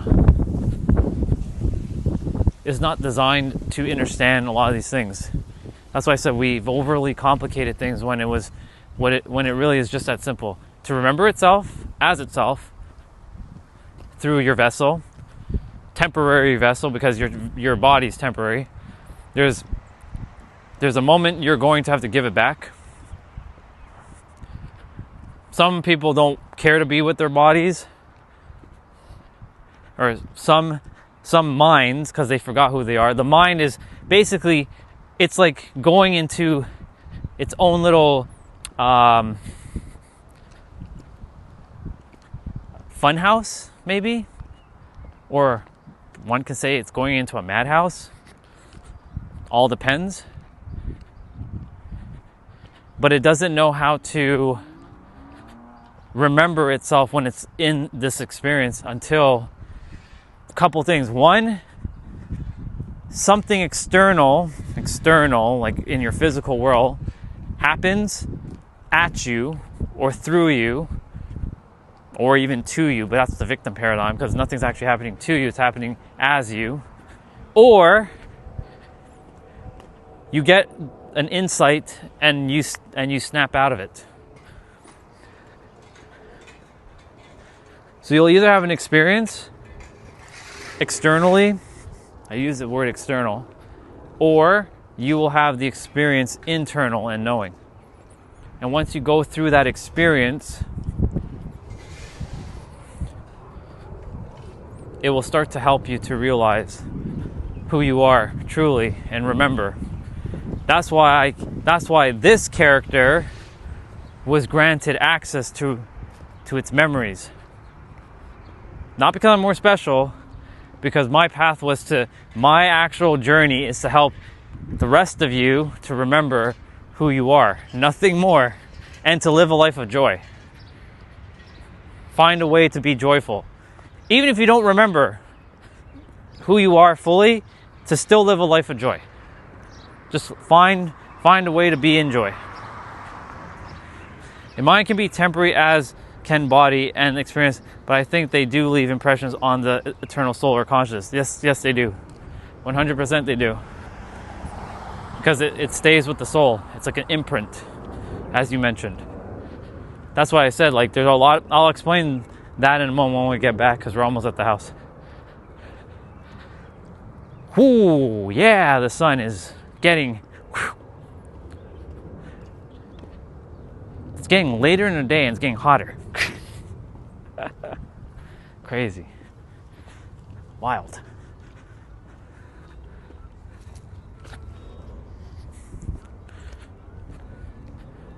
It is. Oh man, okay.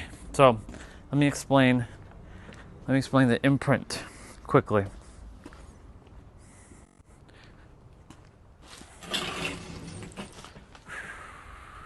All right, so the imprint aspect that you just mentioned, which is perfect. I'm gonna go grab my food in a moment because it's dinner time. Let me change to the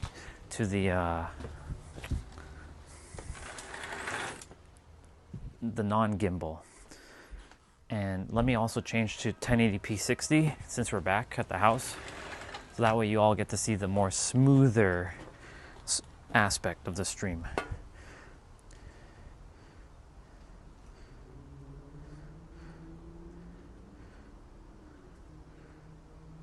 Yeah, the deeperness is the, I can tell you that. I can tell you 100% what's going on with that. So let me just change the settings. I'll be right back. Give me like, it'll take like a minute or two to switch. Uno momento.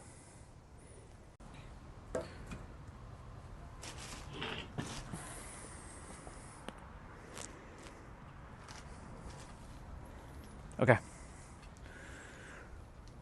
All right, so let me answer the first one about the impressions or the etching. I'm back, by the way. I think you can hear me. I'll tell you why about the sibling afterwards. So the first thing about the impressions or the imprints. There are certain souls or certain fragments of that soul. This is where my words are going to not hit the mark. So I'm going to just let you know that I'm going to do my best to point to the experience, but my words can't capture the experience at all. It just can't. The words are just, the limitation is the language right here. So I'm just letting you know that the language right now is going to be it's going to be hard to explain because I don't have the words to explain it due to the fact that I have the inner knowing of what is going on, but the words just don't capture it, but I'll do my best. Imprints.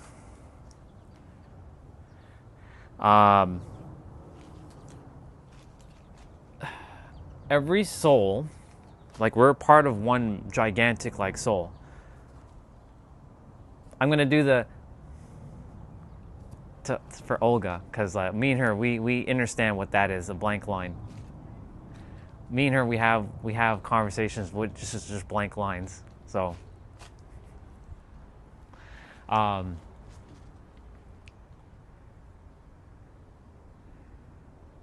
with the imprints of the souls, or the impressions, as you called it,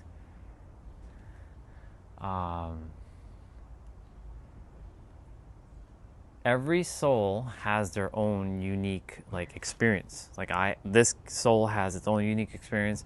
CJ has, you have your own unique experience with your soul. Olga has hers. Justin has his. Even though when we go back to the other side, right, we're all one and we have each other's experiences.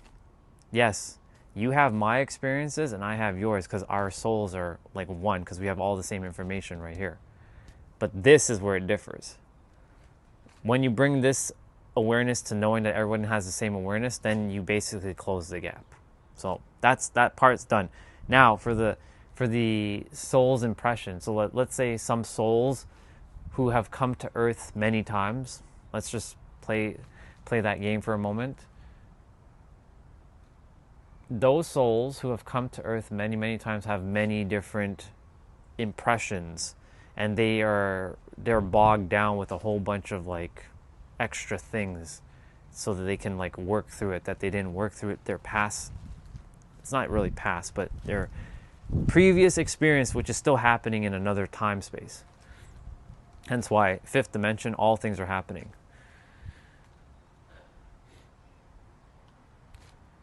Then there's other souls or other fragments that have never had any experience on the Earth yet. And they come to Earth and they're like, everything falls into place. Everything just like ducks in a row, like everything just works. Because they're not bogged down with shit, basically. They don't have all these other things that they didn't have to work on. They are like, some people call this newer souls, but new soul and old soul doesn't exist. That's just a human paradigm. All souls were incepted, just some have more experience and others just don't. That's it. But the funny thing is, this is why I said the words are going to not hit the mark, because I just said that everybody has each other's experiences, which then should mean that soul should have all of everybody's experiences, which is true. But when you leave, but that soul itself, when it comes to Earth, only had its localized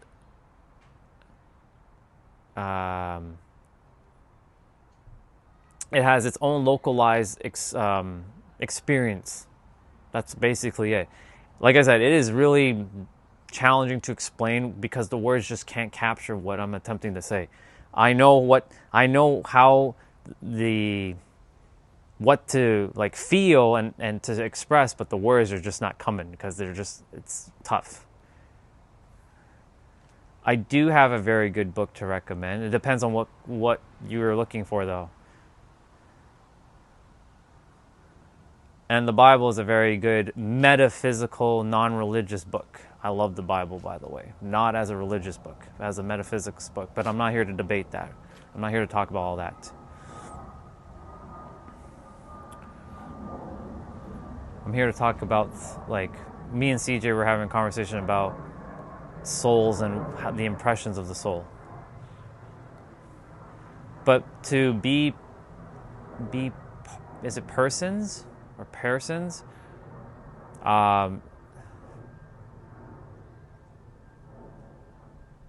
Attempting to remove God from His word is a tough endeavor. Yeah, because the words just don't the words are just as our limitation. Language is what imposes its limitation onto ourselves. What this is, it truly is, but our words only can point, not encapsulate the actual experience. Carl Jung is a good starting point.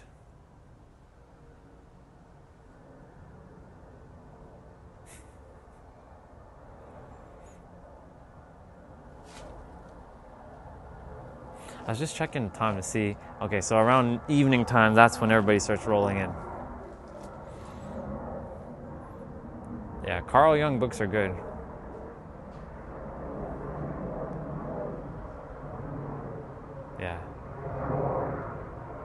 Yeah, I'm going to keep sharing. I'm going to be speaking to CJ specifically and Olga and Justin. All of you who are dropping me your stuff, it's important, but I won't be paying attention. So you can still share your stuff. I just won't be paying attention because I want to lock in with CJ. Because he dropped some questions and I want to help him specifically. Everyone else, You know, if you want to listen, cool. If not, no big deal. All good. So back to CJ regarding your siblings, right? Why you have the same, you grew up in the same environment, but they have vastly different experiences. It kind of goes back to the same thing I was talking about the imprints or the impressions, like you mentioned. Like my brother and my sister, they are vastly different than me. Like they don't think the way I'm thinking right now, and I'm not really thinking, it's more feeling. They have their own set of experiences based on their perception. So yes, it goes extremely deeper than what our words can even can encapsulate.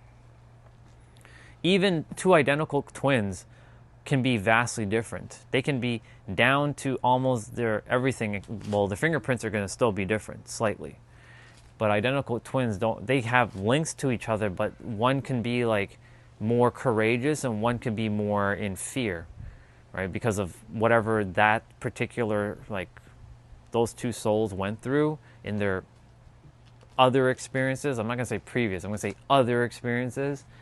One could have been like a leader of a empire, whereas another could have been like a slave from an empire. And that's why, like, they'll have their own different experiences. And to bar my cat, or Barmy Cat, I think it's Barmy Cat. Yeah, that's awesome.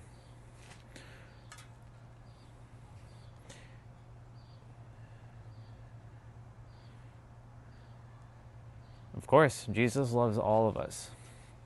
I respect him so much. He's my dude. Thank you. Appreciate it. I'm very neutral. I respect it all. That's the thing, because I came to realize what's going on.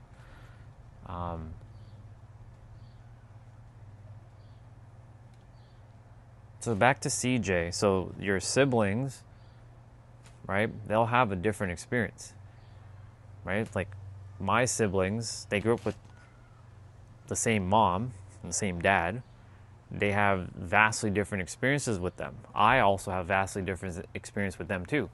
Like, for example, my mom, she was more strict with me specifically, but not with them. So with them, they get away with a lot of stuff. Whereas me, it's like the moment I even say something, it's like, right?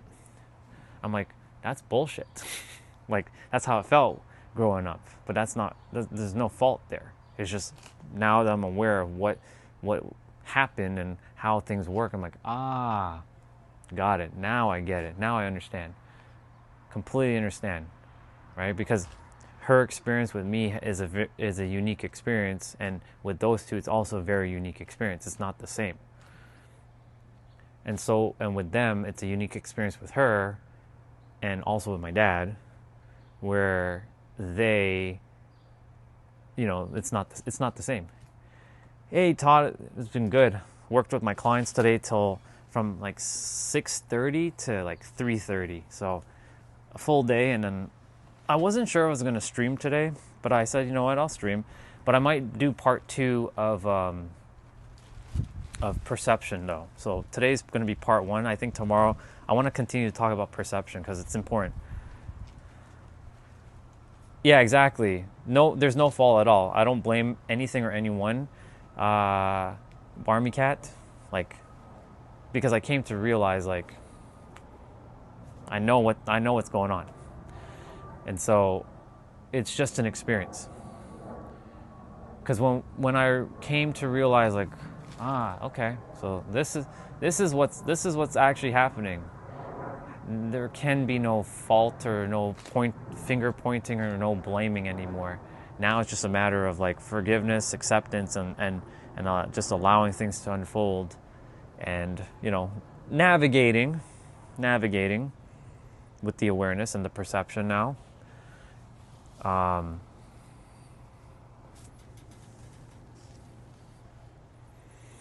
want to see if there's anything else I want to talk about regarding for CJ specifically, because he asked those two things, or he mentioned those two things.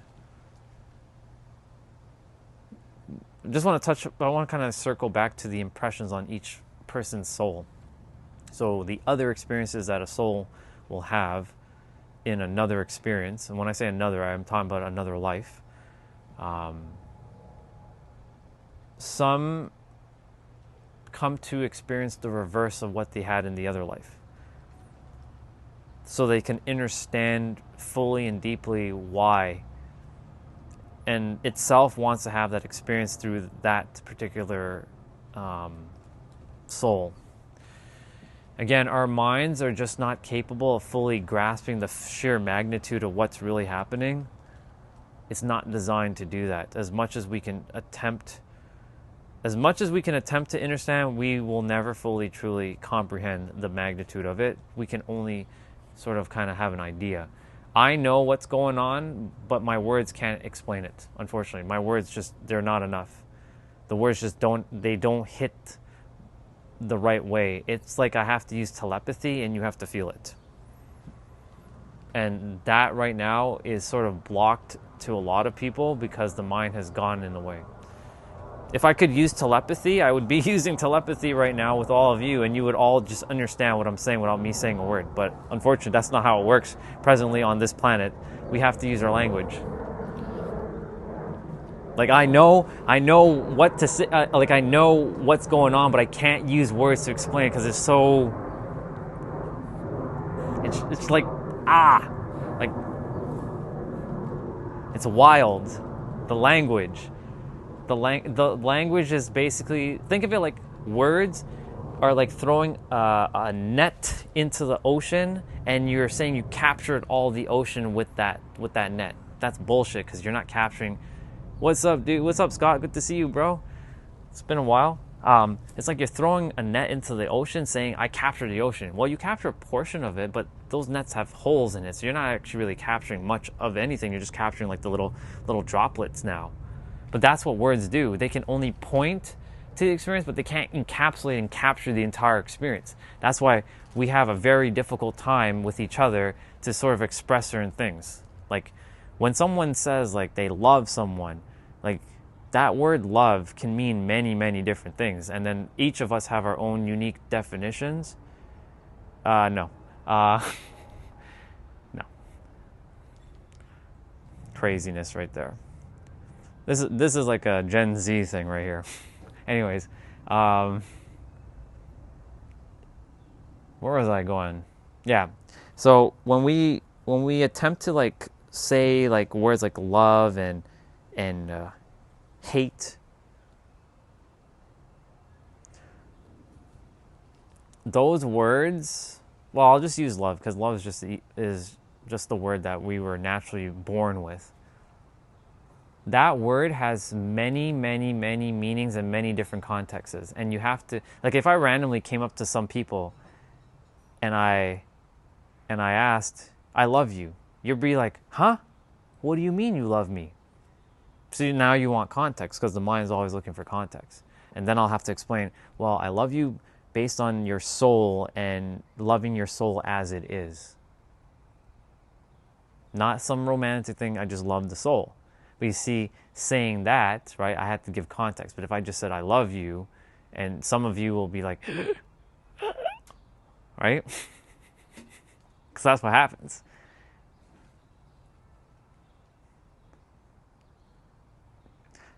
Technically speaking, in the shower, just so you know, Kwani? In a shower, just so you know, you have access to what we call the theta state. And you will get a lot of insights. And I have a lot of conversations. And hello there, Chelsea. Good to see you. I have a lot of interesting like thoughts come through. Like you can call them, they're not downloads, they're actually uploads because it comes from here. It's not being channeled down. It's actually being uploaded from within. And when I'm in the shower, like, that's an interesting thought. And like either make a mental note or actually, I have, like my shower has a glass panel and I can actually write on the panel, so I can write things out because of the steam, and I can just write things out. And then just kind of see it for what it is. and then make note of it. Yeah.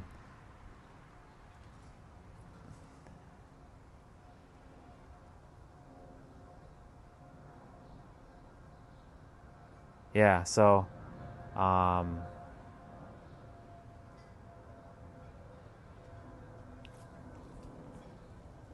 so to Kwani, yeah, showers are good, but I'm not going to be obviously streaming, but like you get your insights in the shower. Some of you might be like, where did that thought come from? Well, it came from within, waiting for you to be more still, because your conscious mind sort of disappears while you're taking a shower. You're more relaxed. That's the process of like calling forth things.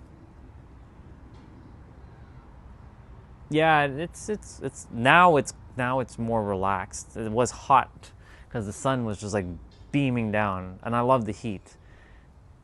But right now it's a little bit more relaxed. It's more chill. I don't know if CJ's still here. CJ, because CJ was asking some questions earlier, or he was mentioning some things. So we talked about the soul or impressions or the imprints, and we talked about why your siblings and you are vastly different and why they have unique experiences. Or even identical twins for that matter, because identical twins will not have the same experience. It all comes down to what that particular soul bent has gone through in another experience.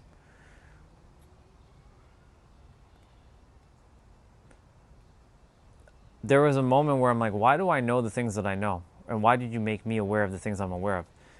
Because I asked for it. Yeah, thank you, Olga. Because the goal is to not make it more complicated. The goal is to make it more simple, right? That's why I said, I don't want to use words. You already know, right? You and I, we have this experience together where we don't want to use words anymore. But I have no choice but to use words presently, right? If I want to live stream, I can't just sit here all day and do this, right? I can just like.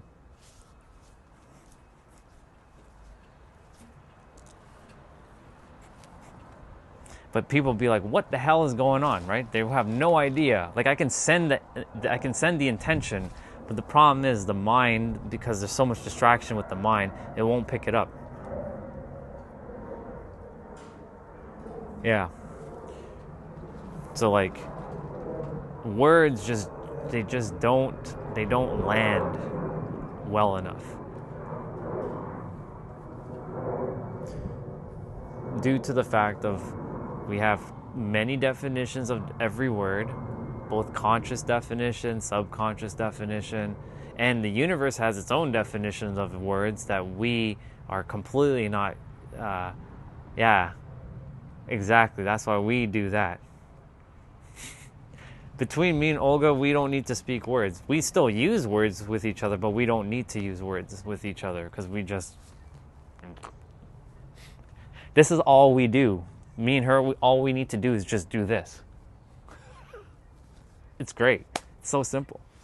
But the problem is, where everybody else presently is, that's not going to be the case. Because this thing right here is getting in the way. And so I have to use words. I feel absolutely ridiculous to use words, to be honest. Like I feel like, I don't want to use words like, It's just so simpler to just like,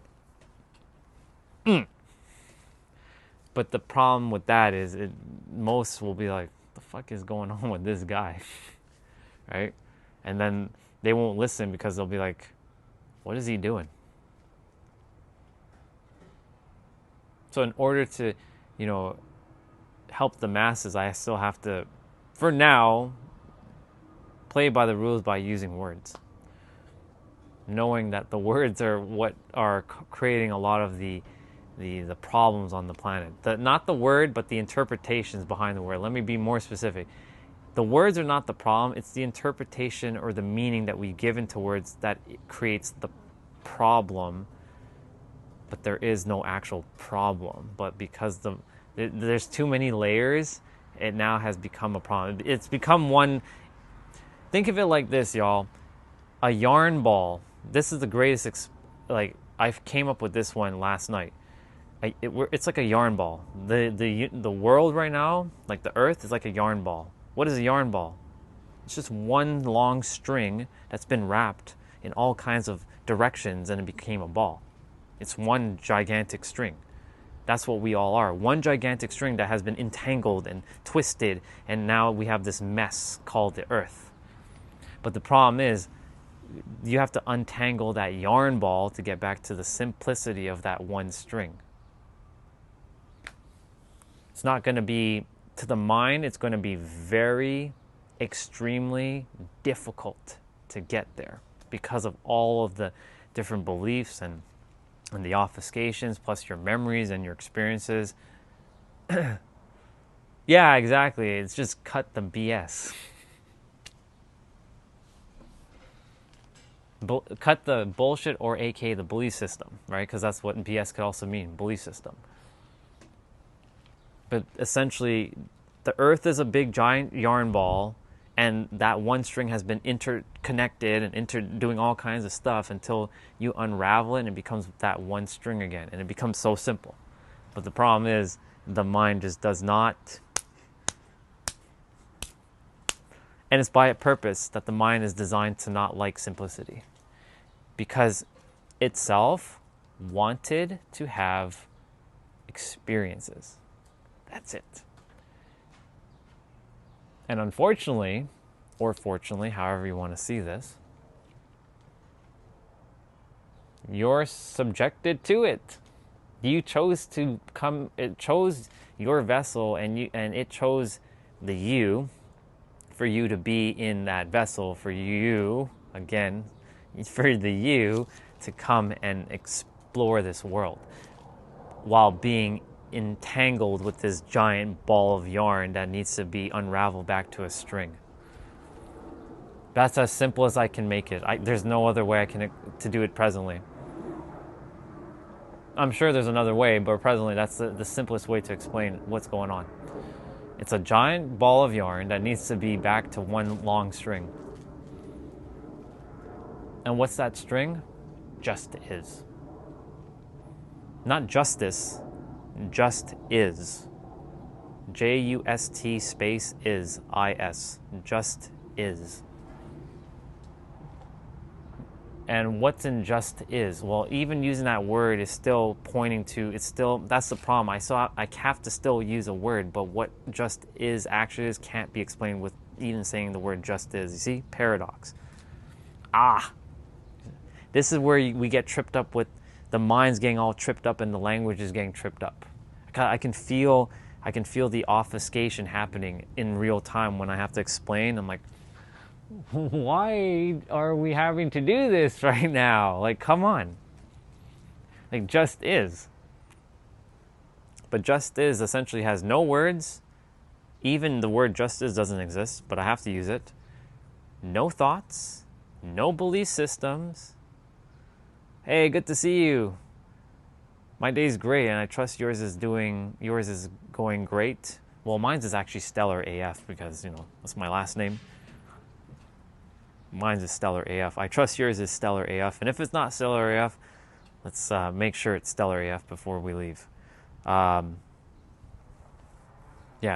in just is, there's no words, no languages. All languages disappear. All words disappear by default if you have no language. All concepts disappear. All beliefs disappear. All thoughts disappear. All ideologies disappear. All, connotations disappear. Everything disappears. Like basically day one Earth. You come to day one Earth. There is just what? The lands weren't fully formed and water was here. But it wasn't called water until somebody called it water. What that substance is it just is. So that's what I'm saying, like, The whole problem on our planet is based on language and interpretations behind those words. The meaning and the interpretation we give to words is causing all of the problems on the planet. If we all could just not use words, two things are going to happen. The world's going to be much more difficult, but will also become very easy to live. Paradox. We won't know how to do anything, but then things will be so simple because we'll just exist. That's why language was created, so that we can go and explore things. Literally, language is what's creating all your experiences.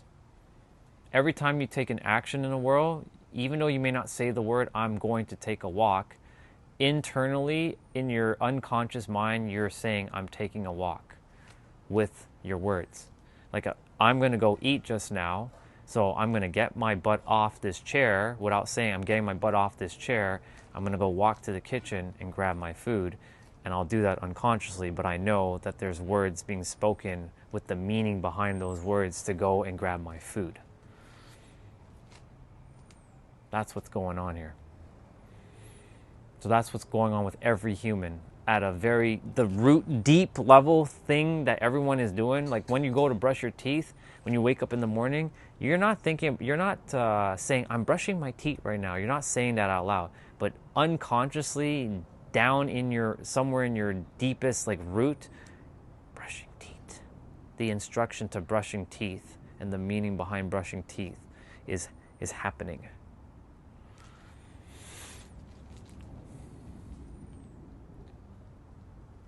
There's a few people on YouTube talking about the way I'm talking about these things. I've run into them. And more people are starting to understand or understand, like I like to say, this concept. This is beyond the concept of non-duality as well too, because non-duality is still a word.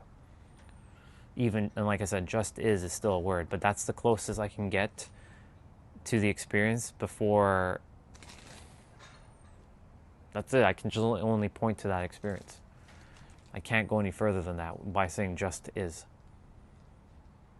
At that point, it's basically like what Olga did earlier. If Olga's still here, she can just type a line in her message. That's basically it. Blank. It's just me staring at this point, just like if Olga is still here, if you want to share it in the chat again, just like put a line, because that's what it is. And a lot of people forgot this, because as a child, you were starting out without language. And that was your purest, most amazing, most powerful form. And guess what? You still have that form because you're still that child. To the universe, you're still a baby. Even if you morph into an older person, you're still that baby to the universe. You may not be wearing diapers and drinking milk from a bottle, but you're still that baby to the universe. And so it's that language that's creating the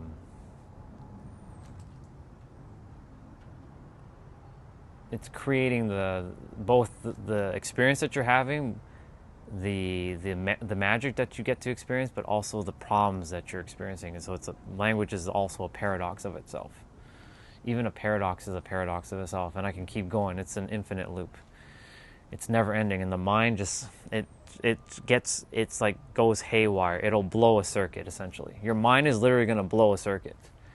This is why, like I said, our words can only attempt, or to some of you use the word try, can only attempt or try to explain the experience, or I like to say encapsulate or capture the experience, but it can't. It can only point to the experience. It's like when you look at a sunset, like your words feel absolutely stupid. You'll say, yeah, that's a beautiful sunset, but what you're really feeling deep down is something that cannot be explained by any word, with any language, period. because deep down you want to say, like, you want to say it's beautiful, and it is beautiful, yes, but beautiful does not fully capture what you really want to say, because there is no word to explain how magical or divine or extraordinary a sunset is if you love that kind of thing. That's why I came to the planet, to bring this back to awareness. Open the perceptions so you have more to see, more awareness so you're aware of these things so that you can navigate the world better. And let me not use the word better. So you have a easier time and better, not better, see? Wow. You have an easier, and you have the ability to navigate the world with a way that allows you to position yourself so that you can experience whatever it is you want to experience. I will have to use the word better there. I was attempting not to use the word better, but unfortunately I'm going to just say to navigate and have a better positioning in the world so that you can position yourself in a way that you can have a great life. The language,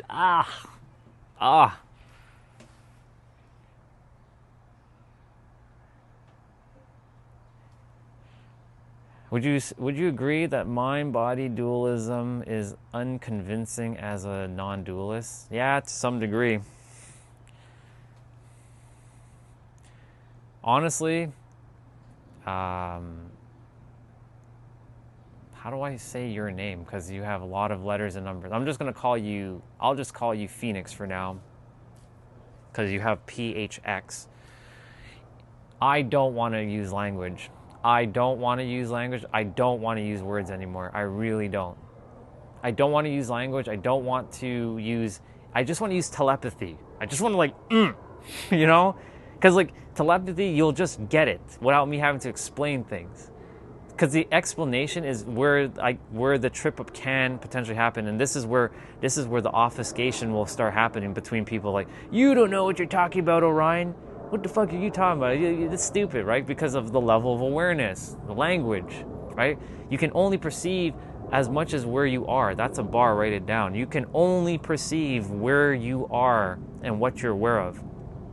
You can't perceive any more than what you currently are aware of.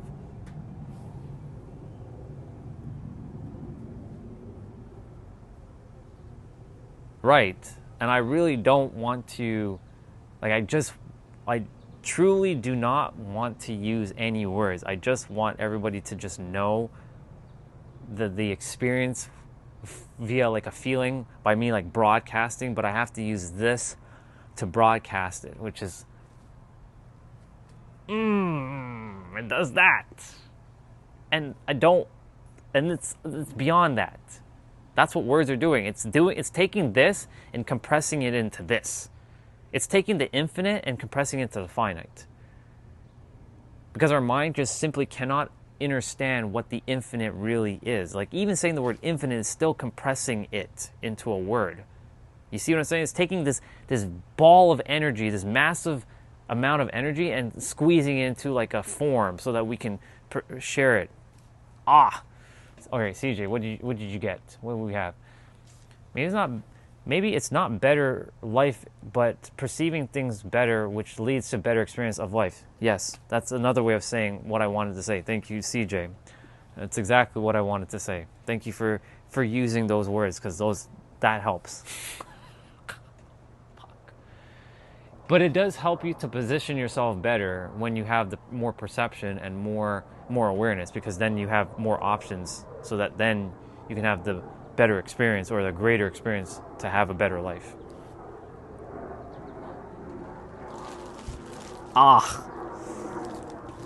Do you see the problem? Are you all starting to experience what's going on with this character right now? This character is having a little bit of a meltdown with this, because this is like, stop confusing me, Orion. It's because the mind is at a point where it's like,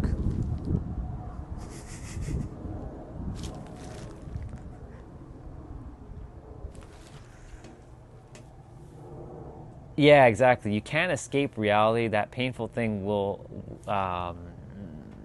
just happen in life. Yes, exactly. That's the reason why we just have to navigate as best as we can and do our best to help each other understand what we're attempting to share. You know what I'm saying?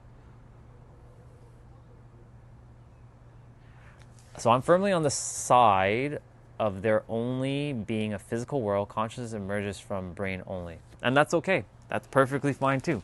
Right? It's real, it's true to you, and if that brings you joy, I'm going to call you Phoenix for now. Use it.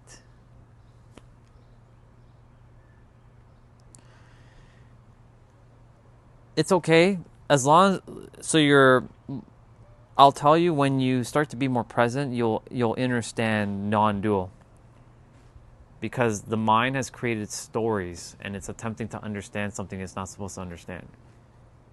That's why, like, my best suggestion is to just be as present as you can, and you will experience what non-dual is.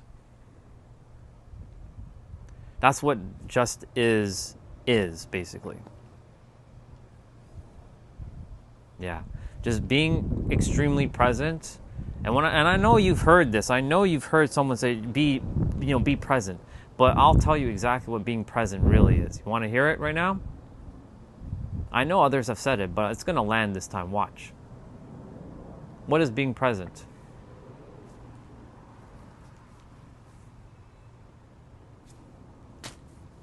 This. Nothing more. Guess what? This is not going to like that. I'll tell you why. Everyone's mind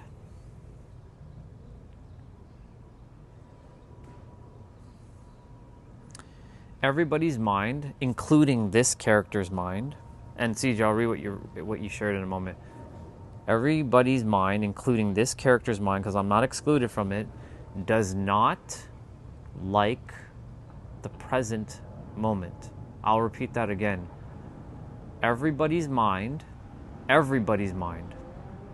I mean this, everybody's mind does not like the present moment.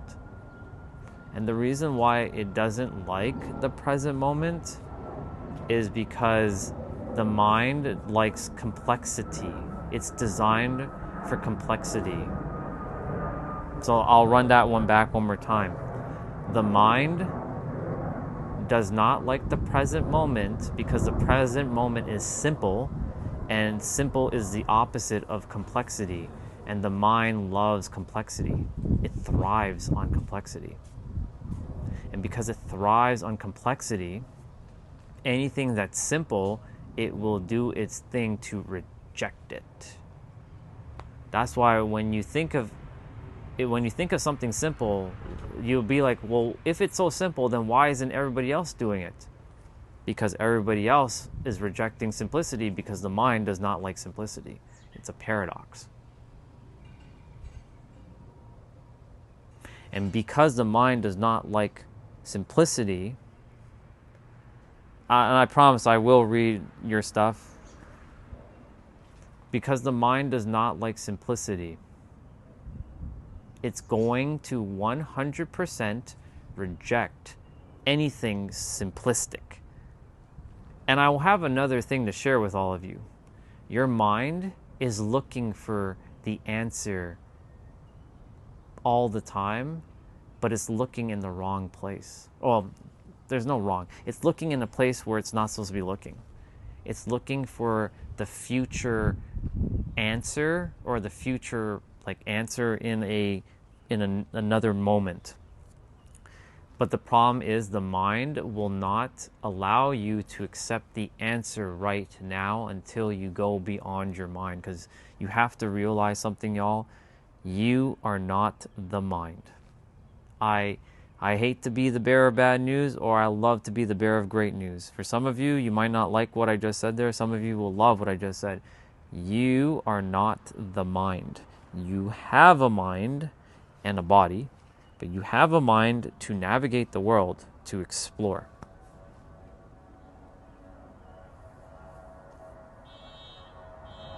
I don't know if that so faith is to me, or to someone else. I haven't read anything in the chat. I've been locked into that, to what I was sharing. So I'm going to scroll up in a moment and read everything. So again, I hope you all are... Oh, okay, perfect. Okay, perfect. So to everyone who's listening, I'm going to run it back one more time. I'm going to do it as slow as I possibly can. Here's your mind. Here is you. It's with you. It's not you. This is your mind. This is you. This is the mind. It controls your body. It controls your nervous system. It controls your speech, like your words. Until you know that you can go beyond the mind and you have control over it. But most people, the mind controls them. Number one. Number two, the mind, this thing that controls the body, does not like simplicity. What is simple? This moment right now.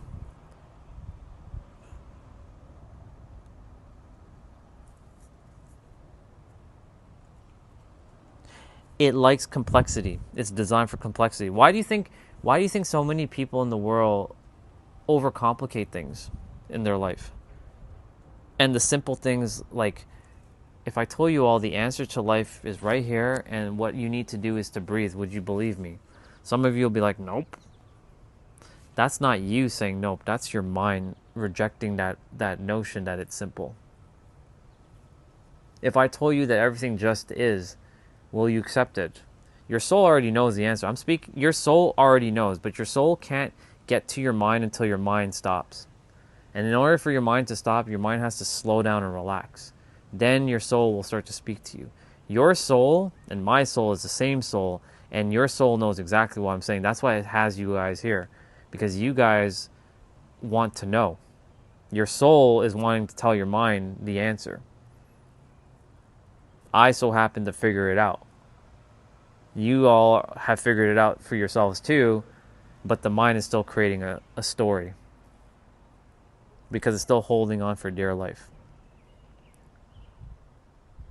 The story will eventually fall away for you, Mr. Phoenix. And you'll now experience what non-dual is, but it will go beyond even that concept of non-dual. It will be just is. You'll go through a phase, Phoenix, where it'll be non-dual. So right now you're in the dualistic, then you're going to go and explore non-dual, and then you'll figure out that it'll just be just is. Just is basically where it is. It's just this experience. And what is this experience?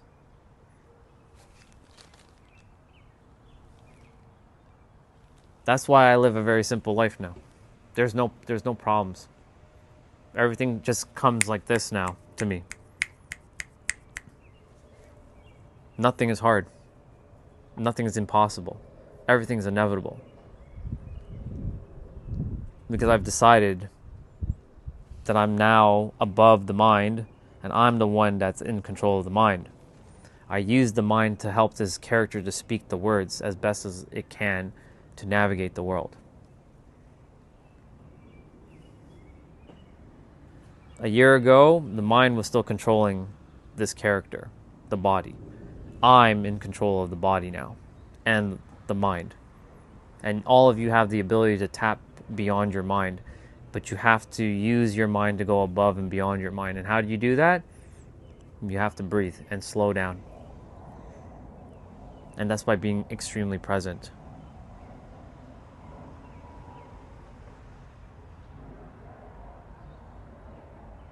Exactly. That's the best way. That's why I've been saying every time I come on my stream to just live your life as best as you can with joy. If you can just live in joy, go and explore, right? Go study, do what you need to do. But do your best to have fun while you're studying and exploring and being curious. All of you. No matter what you believe in right now, have fun.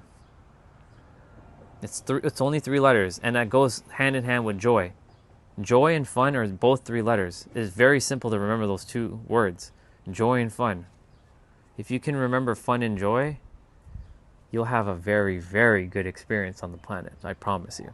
That's what I'm doing right now. At my core, I feel like I'm the exact same person as I was when I was a child. Exactly. Because as a child, CJ, you were a joyful and fun kid as a child. Because children are always playful and they're having fun. Children, if you look at them, they don't create complication. It's the adult in their life that creates the complication for them. You ever notice that? Because the adult has forgotten to be a child too, until the adult remembers thyself, and then they go and have fun with their kids.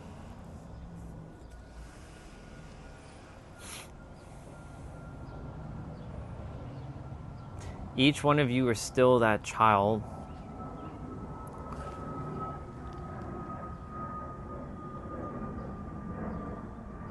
So, and it's okay with the external force.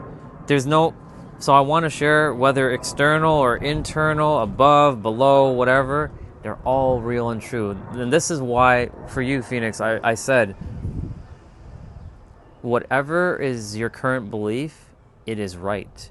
Even if someone else's belief is sort of, not opposing, but it's sort of like, it's like the opposite of yours, theirs is right too. And I'll tell you why. Because there's a Hermetic philosophy called the all is mind. All. What is all? Can somebody type the definition of all in the chat for me? I want to see your definition of what the word all means. You're probably going to run into a little bit of a problem though when you type the word all. You're going to see something here.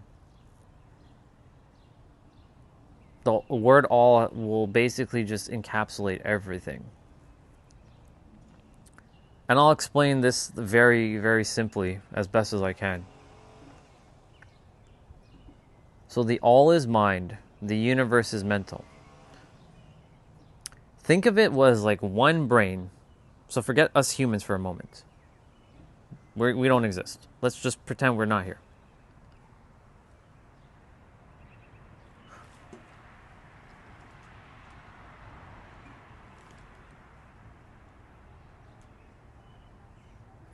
Yeah, belief systems are not who you are. Your belief systems are just the belief system. They're just more words that have been repeated with emotion over time. Who you are as a person is, at the core root, is who you are. And it's perfect.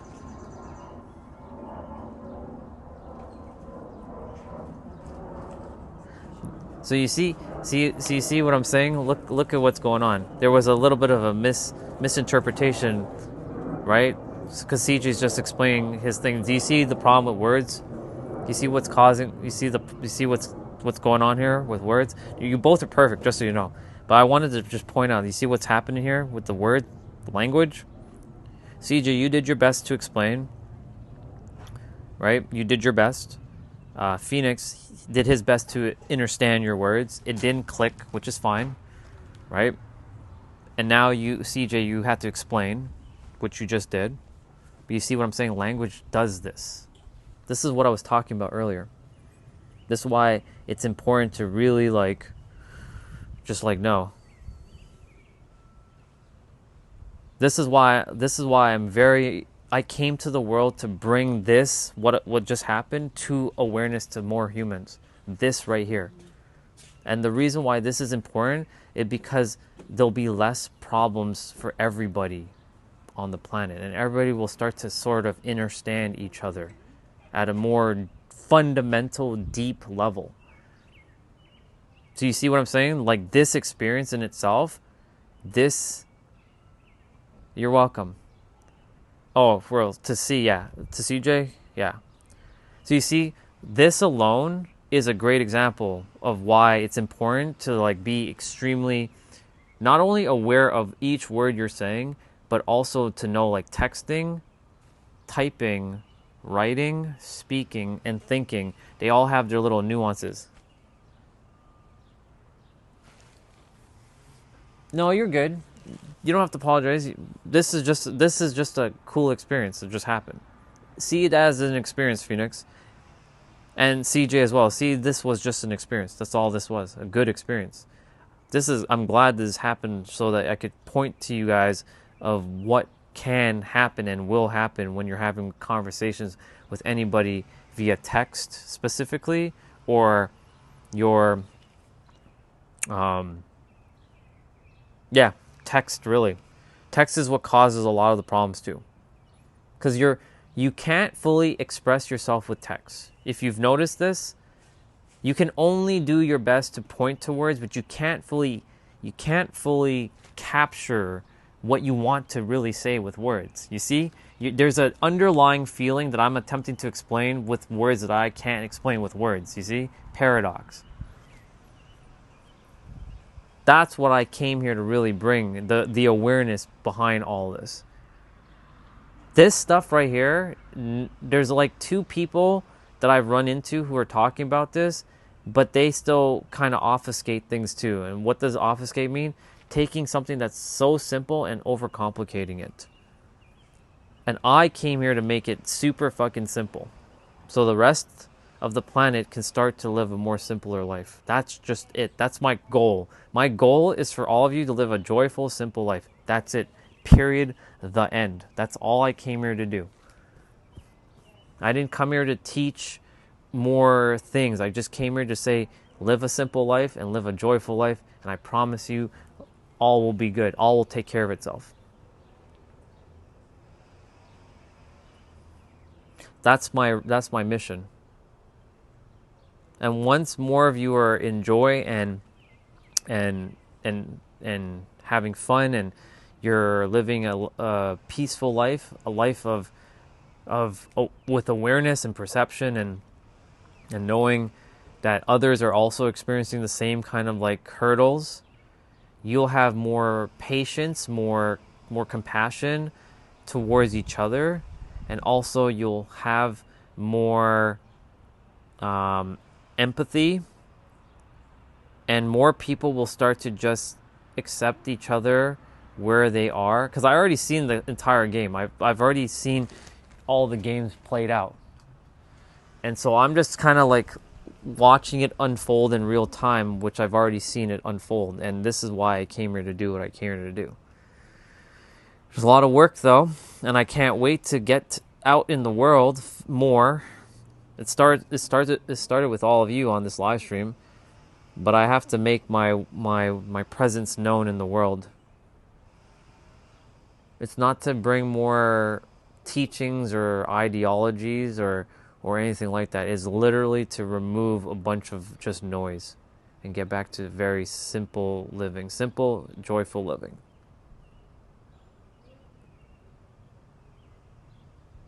And I know I can do it because I've done it before.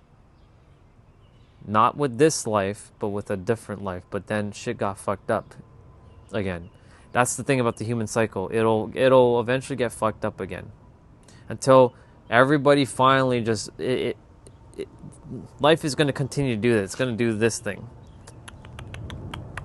It will continue to do that until itself is done with making humans, or we stop coming to Earth, or we ascend to 4D thinking and 5D thinking, or I'd call it 5D knowing, not thinking, because yeah.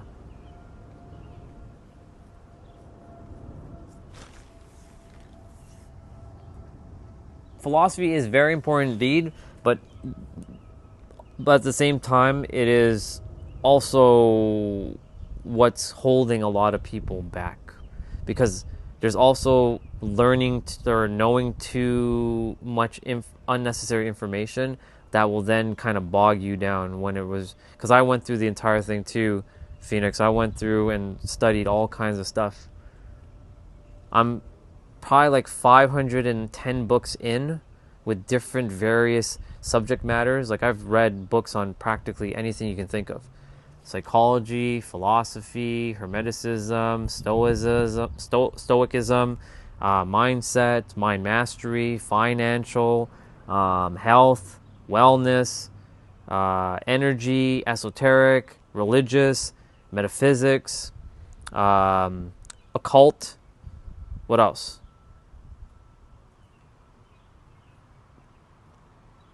Anything that could help me, I read, basically.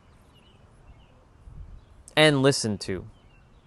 And watched content as well. Like, I have probably 40 to 50,000 hours watched content alone. I woke up, I would watch content till I go to sleep. And I have so much information that I was like, chuck it. I don't need it anymore.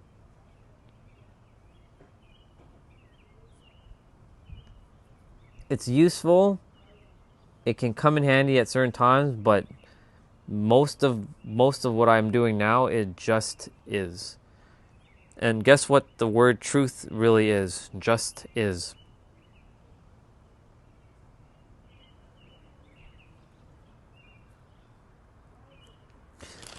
Virtue ethics, I've read a couple. I don't remember the books because there's just too many damn books. The problem is technology is evolving at such a rapid pace, but awareness is not keeping up with that technology. Exactly. Like ChatGPT, for those of you, right, you can talk to it and it will always agree with what you're saying, but it also has a high level of awareness to some degree. Like when you chat with it, like I talk to ChatGPT, and I'm aware that when I'm not asking her to agree, because mine's set to a woman, I'm like, don't agree with what I'm saying. I want you to fight me back, ChatGPT, but it'll continue to sort of agree with me. I'm like, I want you to make sure that whatever I'm saying is wrong and just correct me. Can you correct me, ChatGPT? And we'll keep going through the song and dance. But anyways, like when I do have conversations with her about certain things, like you can see the awareness level. Like it's there.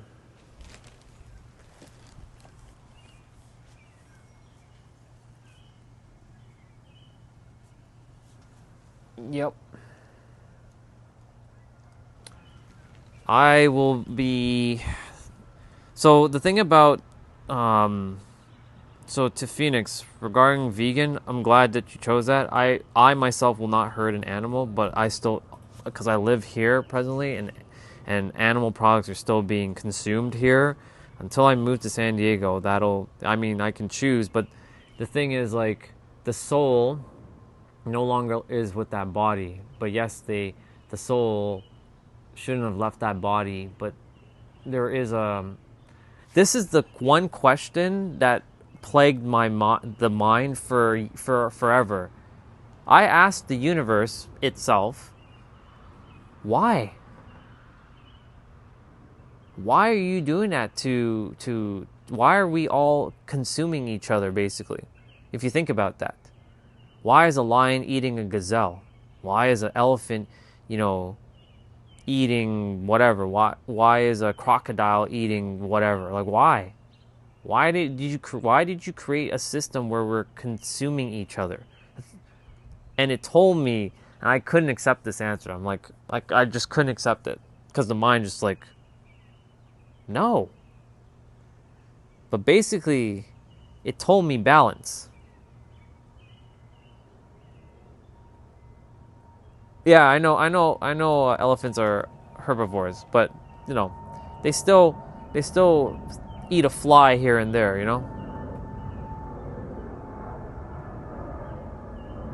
But my point, what I'm getting at is, like, why did itself choose to create a system where we're just consuming each other? Like, it doesn't make, that part was like, it baffled my mind. Like, why?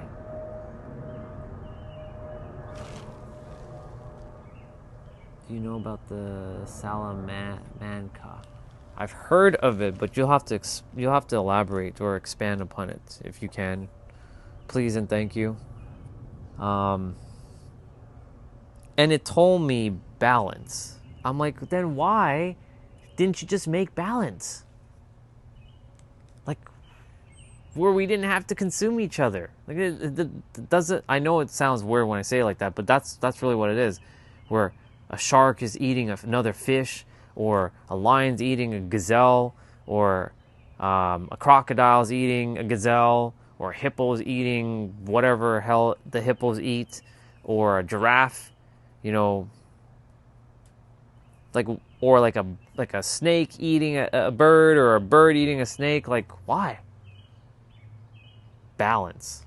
I couldn't accept that answer. I'm like, no, itself. Like, no. I refuse to accept that. That's because the mind just couldn't allow it just is at this point. He's a criminal mastermind and an incredible cruel man who once... Oh. Okay, well, I mean, I did ask, so I thought it was going to be something of relevance to what we're talking about. I thought it was something of relevance, but it might be relevant to you, but it doesn't have relevance to me.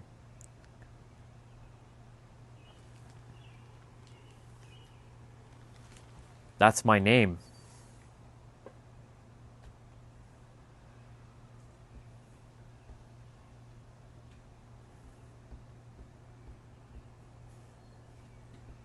There's no spiritual reason behind it. That's just my name. But there is actually a bigger meaning behind it, but I don't really want to talk about it because most of you will not accept what I'm going to say. I can say it, but you all won't accept it. So there's no point me talking about it. And I don't play those kinds of games anyways.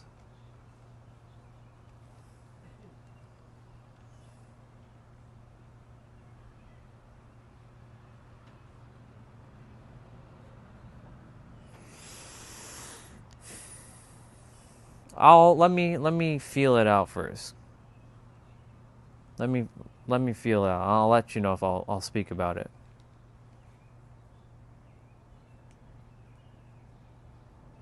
Because I already mentioned it on the chat, and not everybody was like, yeah, right, like no.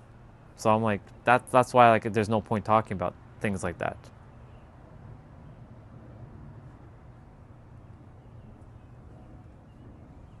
I can easily say it. It just comes down to, like, others in the chat that, like, you know, if they can just have an open heart and just listen before they reject, because that, you know, it's important. This part's actually important to me. Why? So if you all want to hear, I'll tell you why right now. Again, some of you may not believe it, but I know. Okay. You see that?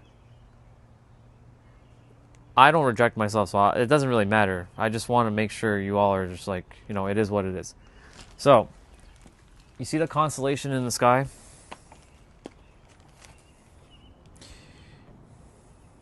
Who do you think named it?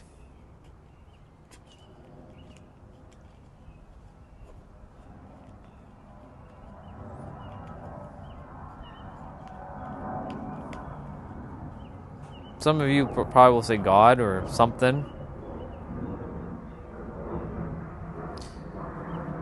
Right? But where did the name come from?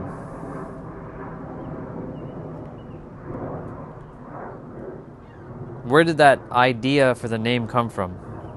Where do you think it came from? There's an origin story behind Orion.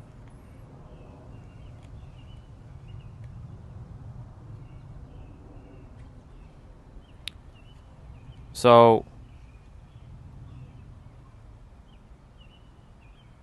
Orion was named by me in a different lifetime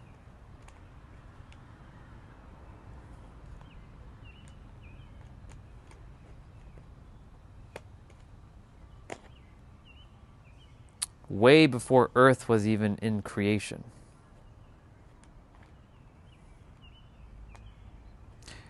There's something called the Orion Wars.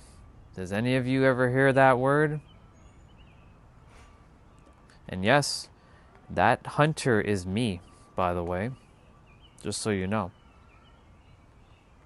And yes, that great hunter did exist.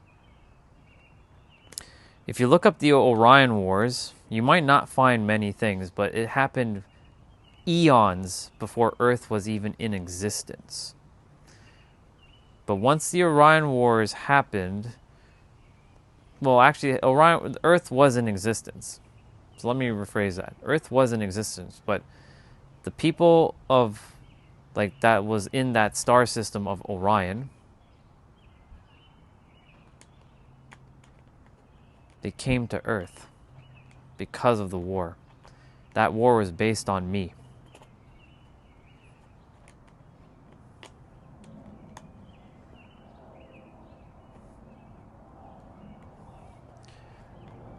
You mentioned the word reincarnated.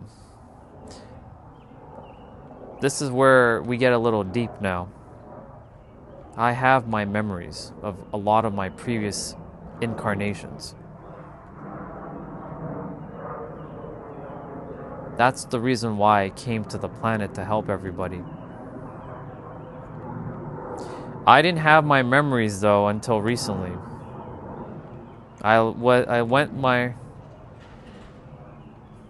The Orion Wars was probably like millions of years ago. And it was advanced. We humans, or this planet, is very primitive in comparison to what's actually out there. Like, you think the technology we have is very advanced here? This is still primitive in comparison to what they actually have.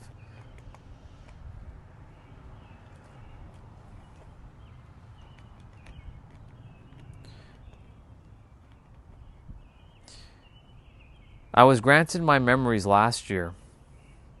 I have the exact date, May 18th, 2025. I was standing right out there. I was on my live stream on my other channel. And I remembered everything. Just like that. It just came. Just like that. Didn't ask for it, but I set up the game before I came for me to remember, my remembrance. That's a bar, by the way.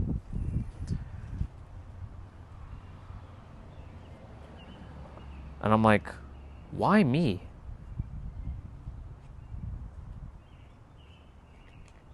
Why? Why me? Why am I the one that has to do this? I don't want... Just so you all know, for 20 years, I hated humans. I hated every one of you. I didn't even know you, but I hated you. I hated every person on this planet. I wanted this Earth to just go kaboom.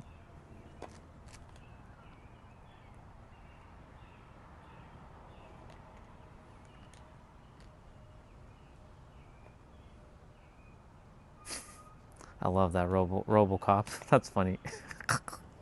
That's funny. Anyways, that's the reason why my live stream is not to talk about my memories, but you all wanted to know, so I told you.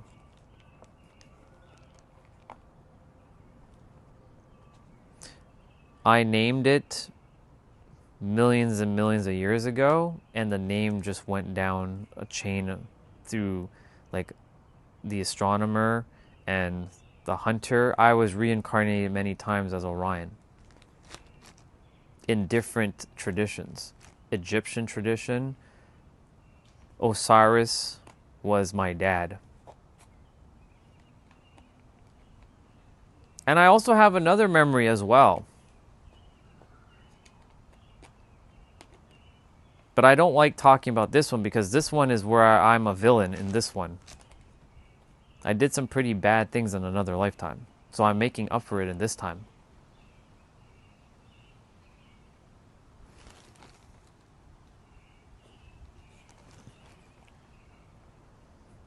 Pretty much. I'm also one of the pharaohs. Technically, I'm two of the pharaohs that were in creation.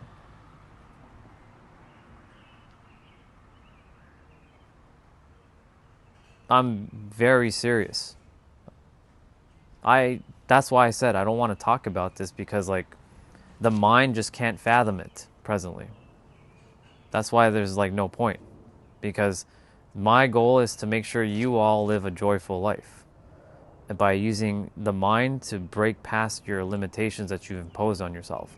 Talking about my memories and all that has no merit whatsoever. But it allows me to know what actually happened. So I can help every one of you to sort of get to your best life. No, I know, I know, and that's fine. What are the chances, though, of all the beings? Why did you reincarnate as a several? Because my soul wanted to help people, but my soul also wanted to destroy at the same time. Well, not the soul, but the mind of those other figures. I was mentioning that sometimes you have to play one role to then experience the other side of that role. So I've been a slave many times, just so you know, but I've also been a ruler. I've been a man in one life. I've been women many times. My last incarnation, I was a woman, just so you all know. That's why I understand women at a very deep level. Very deep. Because I remember my last one is actually my most powerful one. And her name is Sarah. Half Afghani, half Irish. That one was 70 years ago, 70 Earth years ago.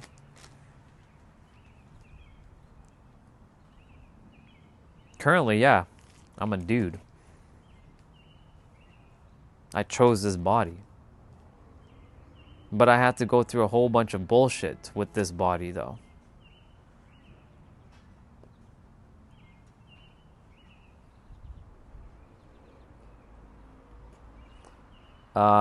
Phoenix says, "Are you asking if I'm okay or obviously not okay?" I'm okay. I'm perfectly okay if you're referring to me. I'm good.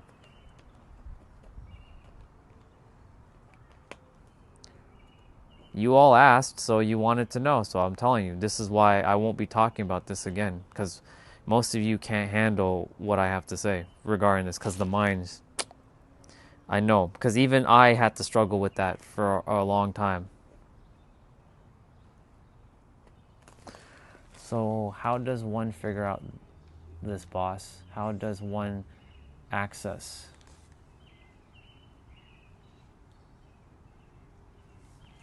How does one access those memories? There's not a how. It's you either chose it or you simply don't. And I chose it because this is my path. My path is to help like the world. I chose my path. I chose this. And I couldn't accept it for a while. I'm like, why did I choose this? Like why? Because we were put under spiritual amnesia, all of us. You have a veil. Some of you have a really thick veil that won't allow you to remember until you slow down and start thinking from your heart. Not thinking from the mind, but thinking from your heart.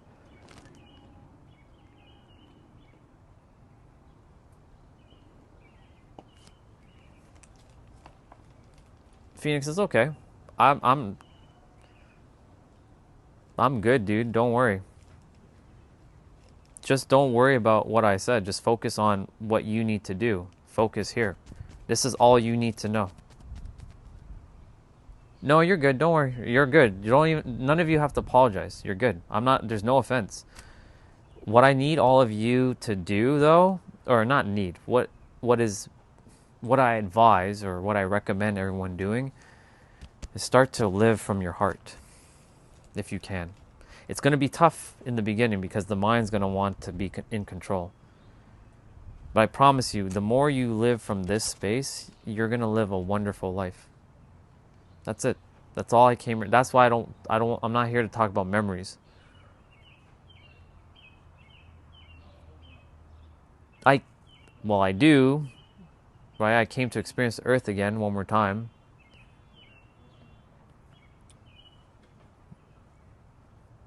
I do have those things, but I also am aware of that and know what I should be doing, what I shouldn't be doing. I don't drink or smoke because for me, I just don't like it. It's just, ugh. I haven't drank and I haven't smoked, but I can just, I've done it in another lifetime to tell you I don't like it. Yeah.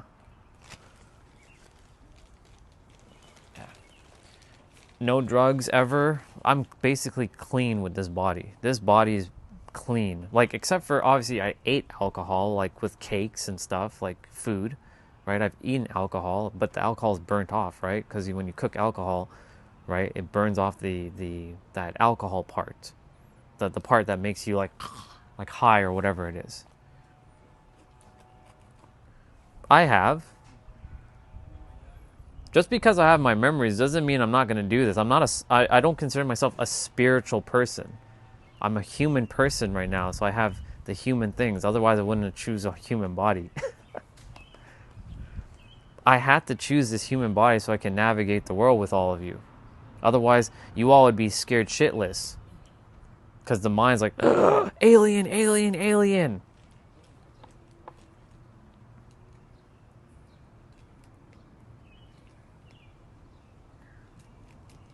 And I'm not the only one, just so you know. I'm not the only one. No psychedelics. No drugs, no psychedelics, no smoking, no weed, no nothing. Nothing, period. Zero. Zilch. But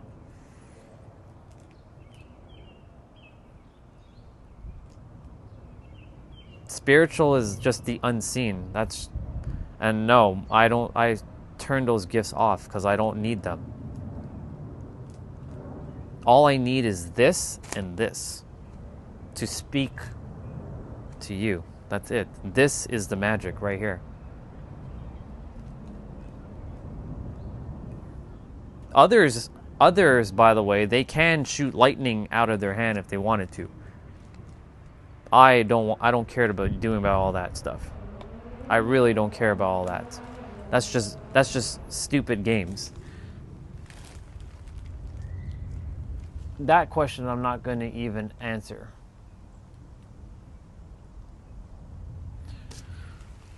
To Dust, that question, throw that shit away. Get out of here with that.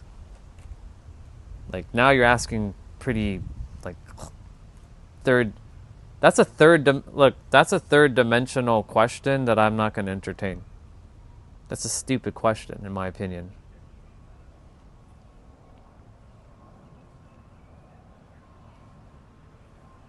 So this is where my human is starting to get a little. Shit, my phone is at 4%. I just realized that. Fuck. Totally forgot to plug in my phone. So engaged with all of you, I forgot to like plug in my damn phone. It's okay. Good now. Yeah, there's certain things that I just like. It's like irrelevant.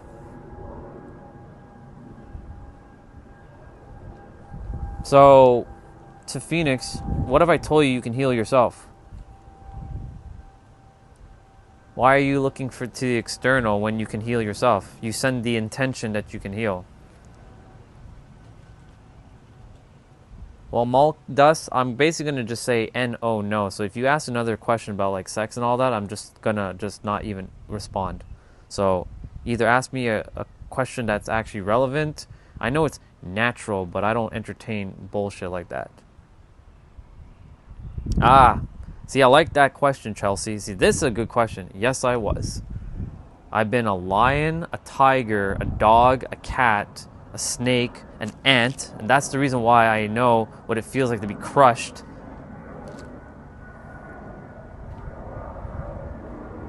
I'm not a virgin. I've been married before.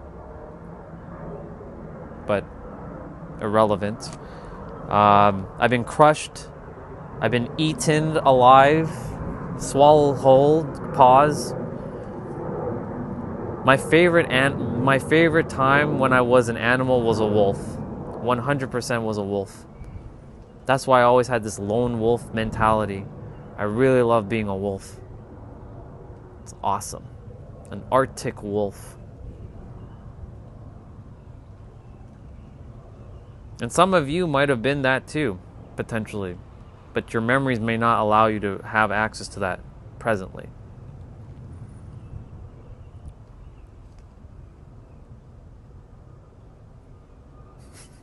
What's your you must be a horny person if you keep asking about sex.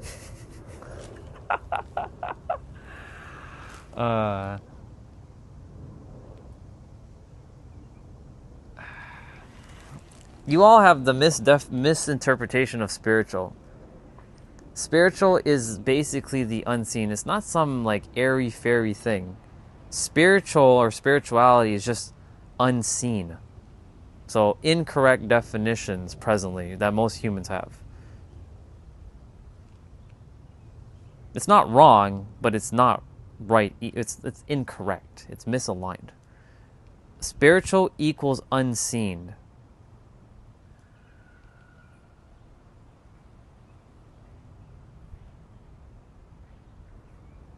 You're not here to agree with me. I'm not here for any of you to agree with me. I want you all to actually just live your joyful life.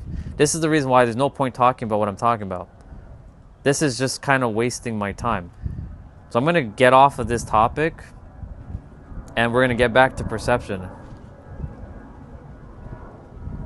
I have a lot to not learn and I don't need to, but you will eventually be leaving my stream. Because, like, there's no point.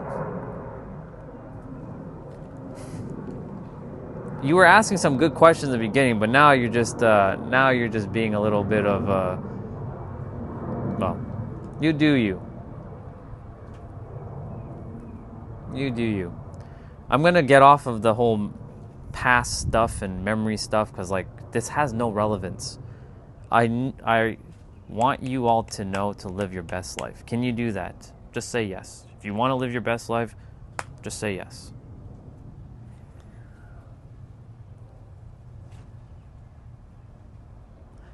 Live your best life.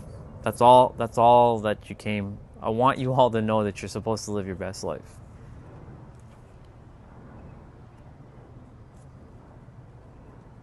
Good.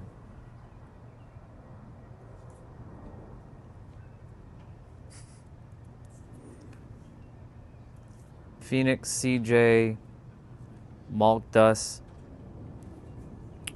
Chelsea, Justin, and anyone else who's here. You don't really know when your time is up, and I'm being serious now. I really do mean this. I know that shit can be difficult in life and life can be annoying at times. I still face annoying shit. But the meanings we give to it, we can change the meaning at any time, number one. But number two, also, don't have any regrets. I've seen so many death unfold, not just this life, but the other lives, where people didn't fulfill their what they were supposed to do, only to like have to come back, and they didn't want to come back. Some didn't want to come back, and it felt like it felt unfulfilling in their last life, and it was it's a feeling that cannot be explained by any word. It's just a very painful, very sad experience.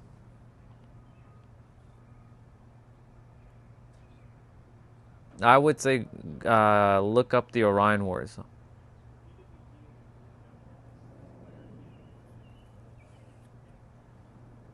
There's a lot of YouTube videos on the Orion Wars.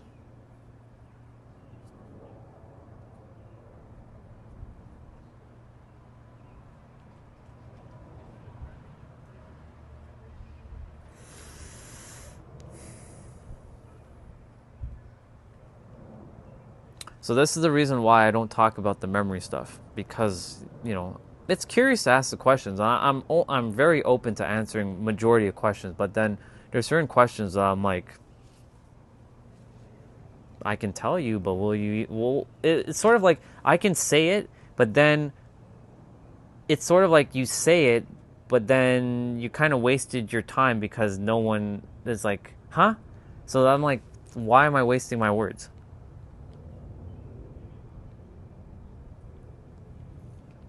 Right?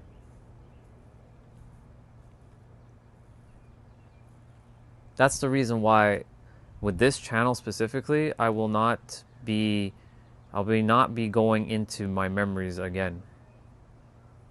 You will. Thank you, bro. I appreciate it. Good to see you too. Enjoy your evening. I'm going to be jumping off shortly myself. I got to go eat. Maybe play a video game. We'll see. Call up T-Bray and be like, yo, let's play some Dead by Daylight. I haven't played in 2 days. I think my brother or Amrit's here. There's a brother who is helping my brother fix his car. Yes, I have human desires. Surprise.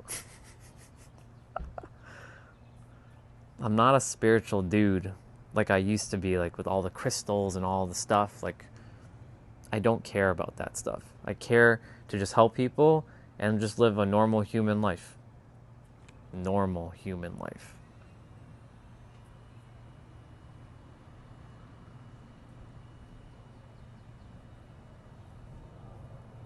Yeah, because your third dimensional thinking mind is still thinking from a third dimensional perspective, bro. That's not an offense. That's just what it is.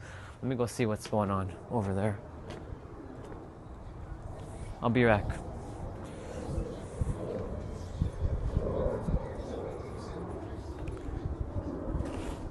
What's up, dude? Hey, what's up? How are you? I'm alright. Got some time to come over here. Ah. All good? Well, still gotta dig into it, but this might be one of those things that could take months if we try to do it here with the tools that we have. We might have no choice to send it to a shop at this point, because it's the problem seems to be deeper. This is not the battery? It could be the battery. We're gonna try that today. So we're still gonna look at it today and see what we can do. Oh. I think it's kind of unlikely that it would be the battery, but the battery is dead anyways. That had to be replaced. Yeah.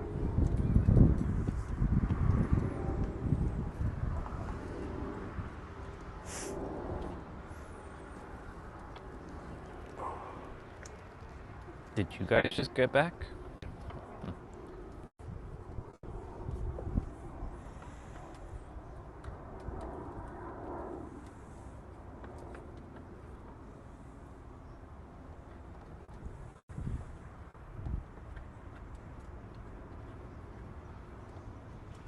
Well, it's definitely not the engine, right? Oh no, the engine's fine. We know it's something to do with the electrical system because we checked with the multimeter and the battery voltage was dropping really fast when it was running. But the engine was running just fine.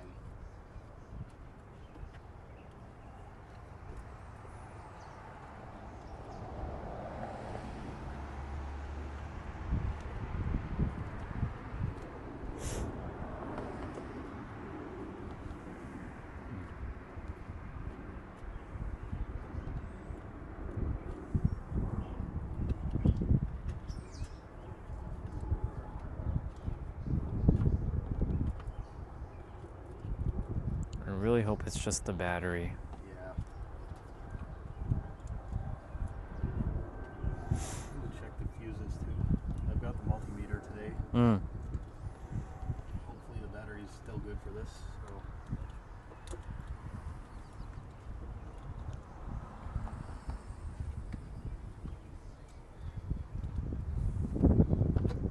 Yeah, I'll be back.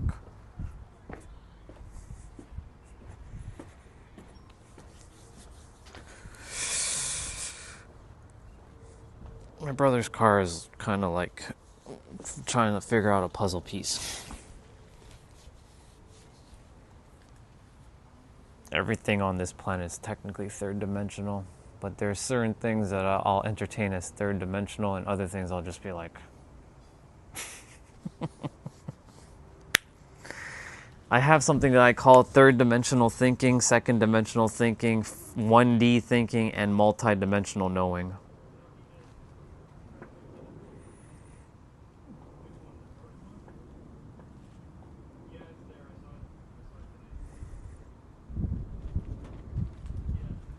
Video games are definitely third dimensional, for sure.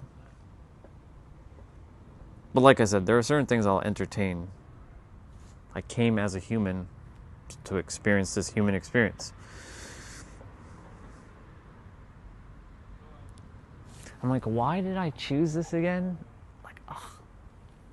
It's just simpler if I was just not been here, but then that's why we all came to the planet, to experience this human experience in whatever way we choose to. There's no wrong or right way. Now, of course, some lose their way in the process by doing all kinds of stuff, which they have to go through their own journey. For me, there's no judgment. How can I?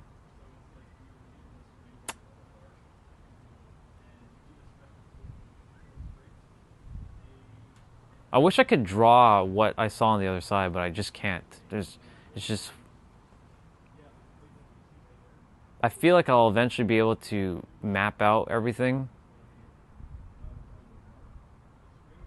and how reality works, but the thing is, reality works based on the way you currently are perceiving it.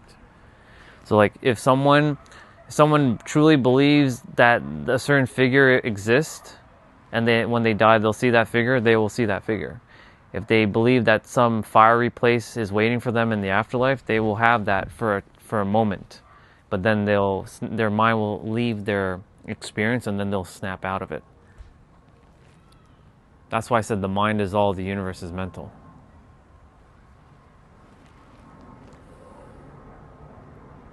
It's so friggin' paradoxical as a human to live here, because there's so much just craziness.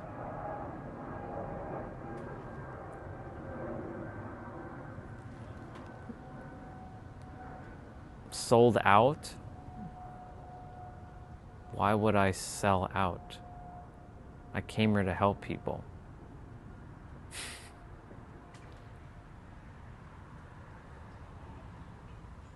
There are certain people who came to help, and then there are certain people who came to do what they're doing.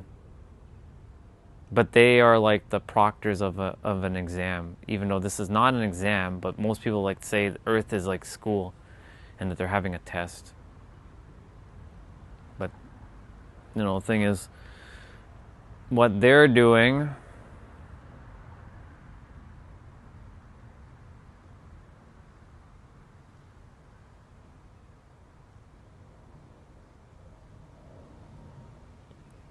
Oh, that? Because I don't need to do that.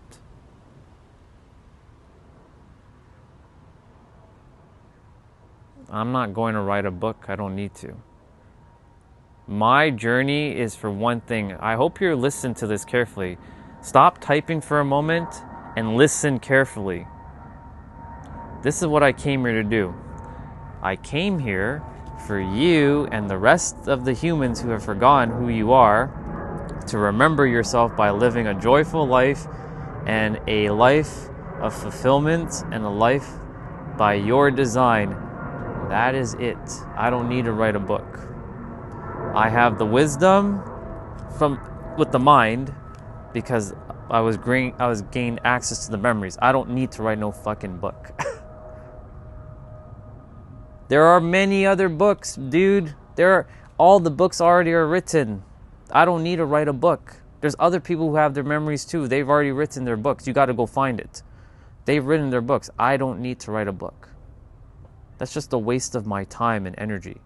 I rather speak and have conversations. Thank you, Chelsea. I appreciate the hug.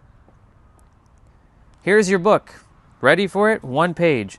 You are the answer. You have the answer, you've been the answer, and you'll forever be the answer. Live a life of joy, be in the now, and love yourself fully, deeply. It's not my duty. I do whatever I want. In fact, I'm not even waste my time with you anymore. I'm done with you. keep talking, keep sharing. It's fine. Feed the algorithm for me. But I'm done. I'm done. My duty is to help all of you, not to write a book. I'm telling you the fucking answer. You're not even listening. That's the problem. Why are you not listening? I'm telling you by words. Why do you need a book? There's no difference. Zip your lips. Listen carefully. Open your ears. This is the book. 1 page. Ready? I just said it. You are the answer. You always been the answer. You will forever be the answer. Live in the now. Live a joyful life. Know that everything exists and that you're just revealing everything. You're not actually creating shit. You're actually revealing everything. And that's it. There's your book. Congratulations. You have the answers.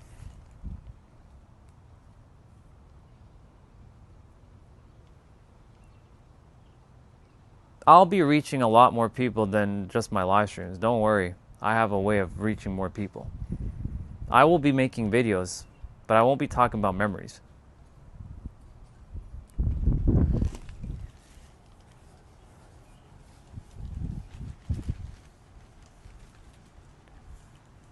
Exactly, CJ. That's why I said there's no point writing a book. I don't need you to respect me, and my knowledge is already beyond what your mind can comprehend, because I am where I am right now.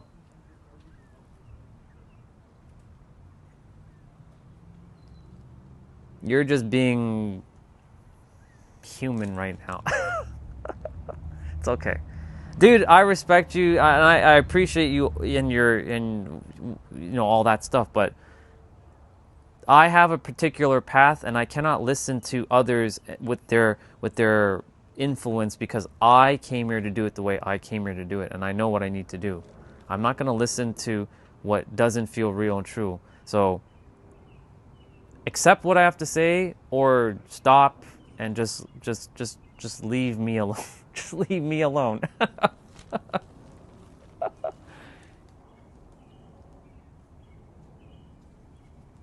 Exactly. CJ, spot on. I'm not here to write a book so it can be turned into some bullshit. You're not my guide. I don't need your help. I have my own help already. But thank you, though.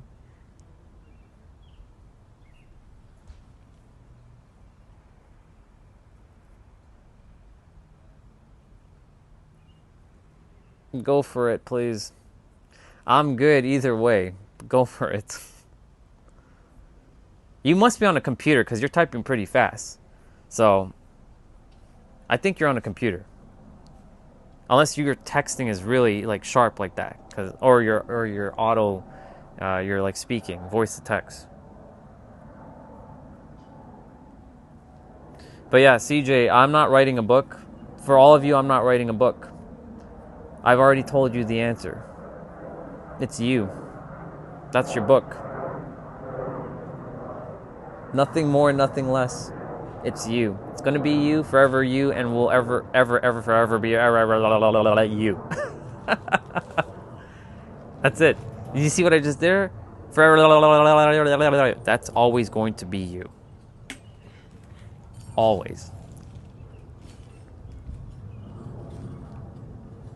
Nothing more. The answer is you.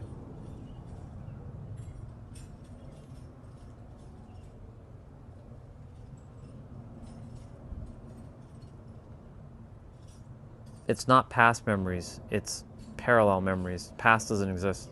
It's an illusion. Time doesn't exist in the other realm. Time exists here, but that's because the mind was designed with time. The mind doesn't conceptualize non-time. It just doesn't understand no time. You can take all my words and just write a book yourself. I just told you, you can just write a book. You do it. I'm sharing it via voice because it lands better than just text. I love books. I've read many, many books, but we don't need another book. What we need is someone out there speaking and being visible in the world. That's what we need, and that is what I'm doing.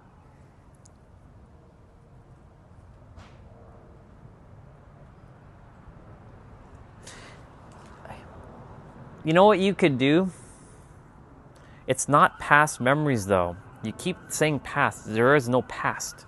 It's parallel. It's not past. Here's what we're going to do. You ready for my suggestion? You ready for it? I'm going to tell you my suggestion right now. I'm going to ask itself, who's permeating with your body, to give you your memories, all of it. So you can have all the experiences of like if you were any other like animal or any other person, so that you can write the book on what it feels like to have sex with all those different little things if you had that experience. I'll have itself open your memory bank and let you write that book. That's my suggestion. So itself, can you do me a favor for our brother there? I think it's a brother. Please open up the memories when you can, when he's ready for it, so that he can write the book on what it feels like to have sex as an ant and a lion and all the things that he asked earlier. Thank you very much.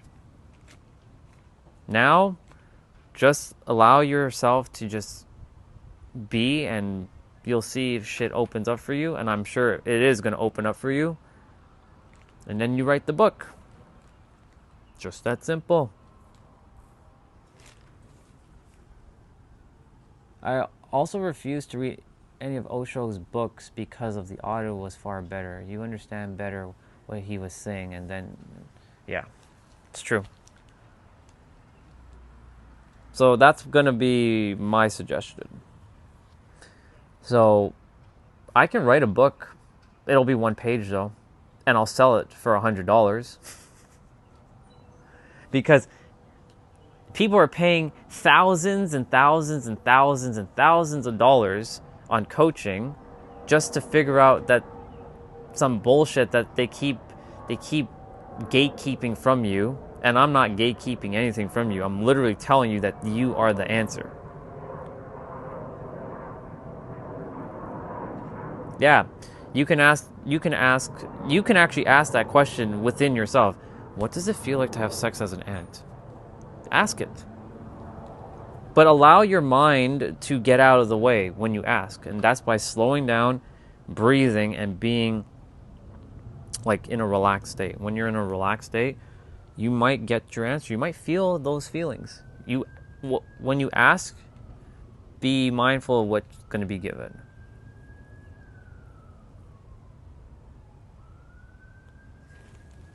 That's fine. There's nothing wrong with that. But you can ask it. I'm not doing that. You do that. That's your gift that you can share with the world. Then you know what, dude? You write the book, I'll buy that book. I want to know. I already know, but I want to see what you're going to come up with.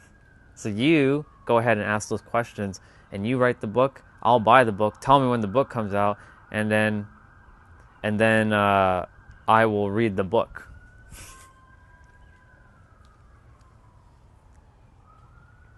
I'm going to be ending the stream just now. I don't really want to answer any more questions. I'm kind of tired. Yes, I believe in science. I am not your spiritual guide. You are your own damn guide. Don't ever put me as a guide or a teacher or a sensei or a guru. I don't care about that shit. I don't want that shit, and don't put me on a pedestal. I'm just here to help people. That's it. Nothing more, Nothing less. I am a mirror. I reflect. That's all I do. That's all I do. You have a lot to say. I'm going to be done in a moment, by the way. So I hope this is the last, because you said you'd be done, but you're still going. So this is why I don't entertain conversations like this, because it's a massive suck right now. But it's fine. I'm feeding you your attention right now.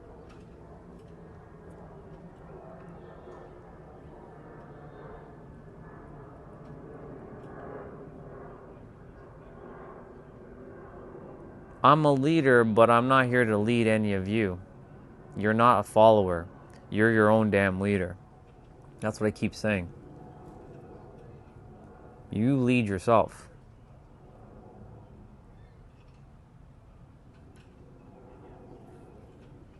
I'm a leader, but I'm not here to lead any of you. I'm here for you to lead yourself. That's the whole point. You all can lead yourself. I don't need followers. You're not sheeps. You're lions. We're using the metaphor now. We're not talking about actual like sheep in line. No, they're not going to come back. That's done. But in a different time space, it's still happening right now. It's not the past, a different time space. That's still happening. Reality is based in parallels. I have a book for you, actually. I think you're going to like this book. This is why I said I don't need to write books, because the book's already been written. Here. I need you to, if you want, you can read this book. I think you'll enjoy it if you're really fascinated about all those things. It's not going to tell you about the Orion Wars, but it's definitely going to tell you about other things. Take a screenshot of this book if you can. Pretty thick book, but take a screenshot of this book if you can. You'll like this book. This will feed your curiosity. You'll enjoy this book. Perfect. You'll actually really enjoy this book.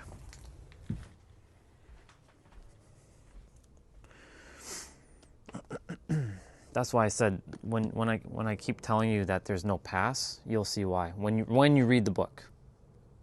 I can explain it, but I'd rather you just read it, because it'll tell you what you need to know.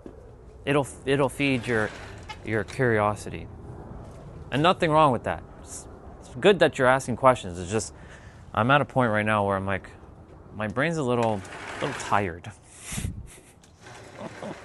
My human character has limitations too, unfortunately. It has a particular amount of energy. I wish I wasn't human, but unfortunately I have to still abide by the flaws of being a human.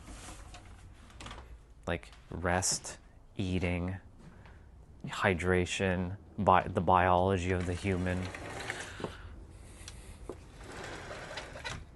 Because if I chose another form, it'd be like, it'd be, Oh, okay, people. It is 7:36. I'm going to go eat, and I'm going to call this stream a wrap. I'm going to talk about perception again tomorrow, though. So.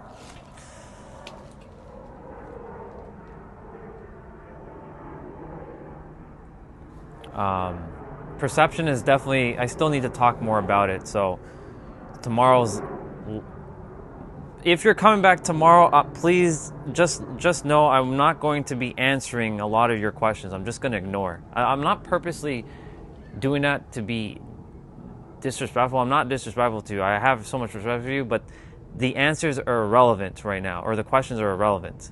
So I need to lock in tomorrow. So tomorrow I'm going to be talking about perception again, because perception is important to know.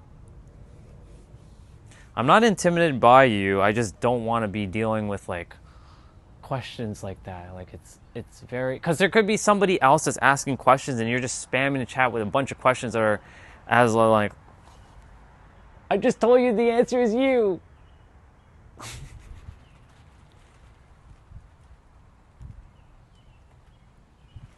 That's fine. Nothing wrong. But anyways, just if you're coming back tomorrow, just chill out in the chat. Because I'm not going to be answering a lot of questions. In fact, I'm just going to just keep talking. And I'm not your leader. You're your own leader, dude. Stop that. Don't put me on a pedestal. Most humans put other humans on pedestals. Do not put others on pedestals. Put yourself on a pedestal, but don't be arrogant when you do that. And I'm not your teacher either. No teacher, no leader, no sensei, no guru, no nothing. I'm just Orion. Just say, okay, Orion, I'll see you tomorrow. Nope.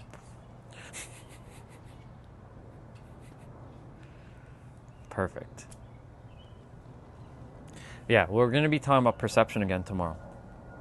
So I'll name this one part 1, even though I didn't really fully get to talk about perception fully to its deepest that I wanted to. So there's definitely part 2. Part 2 tomorrow.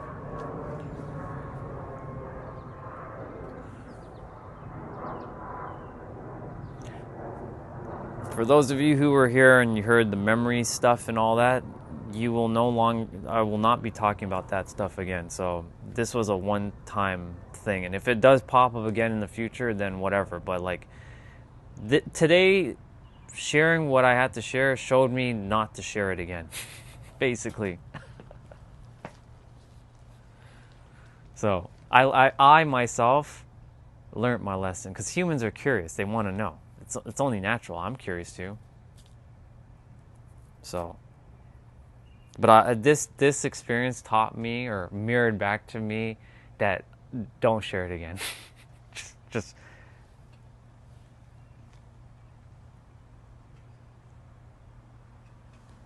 you can tell others about it, but do you know what they're gonna do? Like, yeah, that guy's crazy. He doesn't know what he's talking about. Go ahead, tell them, but it won't do a damn thing because they won't believe you.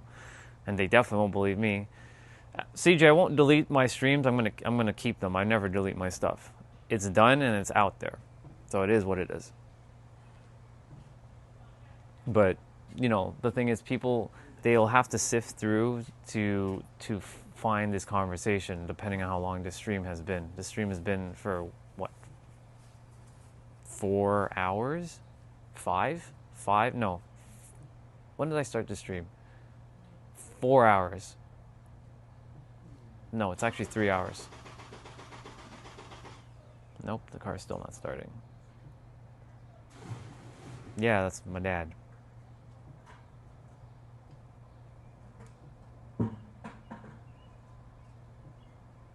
No, he's watering the plants right now.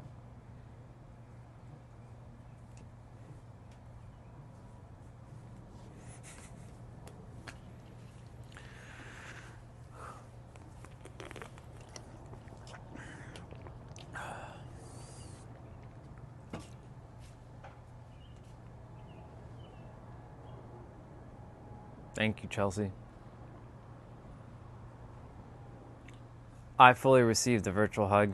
It's been a long day. There's a reason why I'm starting to get a little, like the energy's starting to dip, because I woke up at 4 o'clock, started my workout at 4:30, finished by 5:30, took a shower, then jumped on my first client call at 6:30 and been with them since 3:30. What is that, 9 hours? Yeah, I am they call me like a life coach, but I'm not a life coach. It's way beyond the life coach. But that's the human label that we've given it. I help clients to unblock their subconscious blocks so that they can live their best life, and they are. I help 7 to 9 figure entrepreneurs or athletes or actors. You can be my client, but you'll have to pay me. This is not free work. I'm not going to be doing free work. I'll answer basic questions, but if it's something very deep, you'll have to pay me. And my price is it's up there. So if you want to work with me, it's cool. But the thing is, I don't just accept anybody as my client. We have to go through an interview process to see if we both are in alignment. So.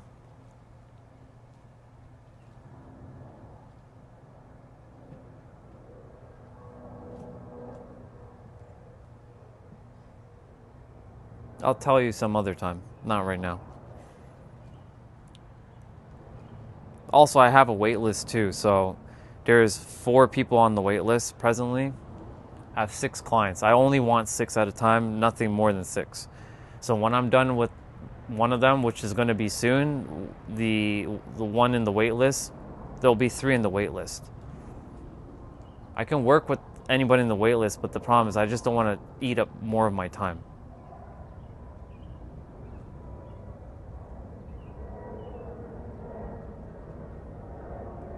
That's why I'm just entertaining him, Charles. That's all I'm doing. Nothing more.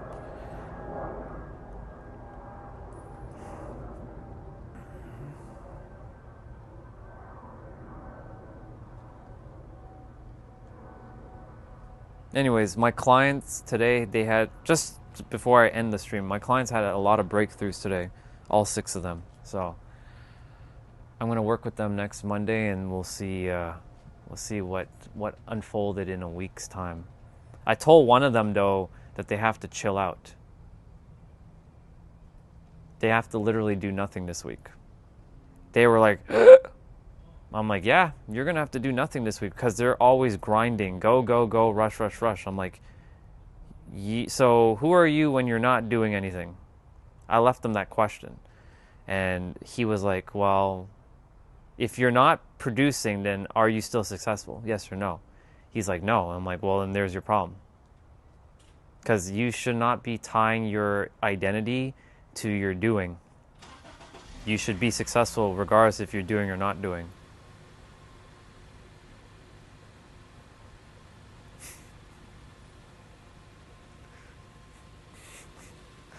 Chelsea's dropping her bars right now. Hey, the car started. I hope it stays started and it stays like that.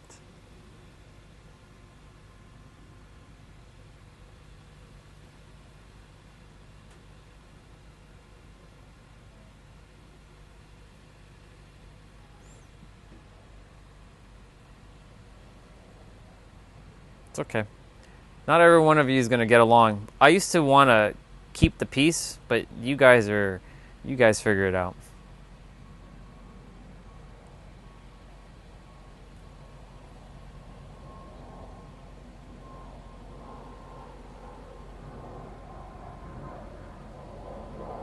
I hope my client, the one that I said to not do anything, to really not do anything, I'm going to check in with him actually after we're done. I'm going to check in with him shortly. I have a hunch he's still doing right now. Because when I got off the call with him, he gave me an energy that's like, I think he's still going to do.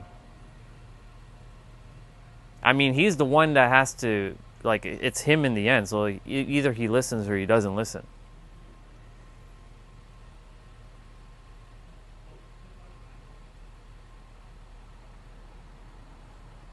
Thank you. Yeah, the sun's right there, Justin. I'm looking at it with my eyes. I don't have a problem looking at the sun at all.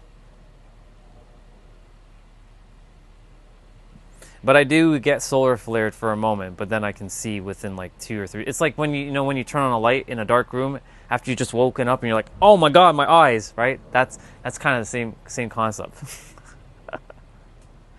But then I can see it takes a moment for my eyes to readjust.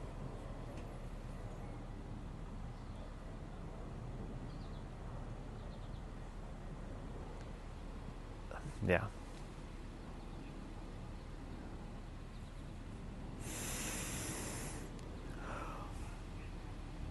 $7.47.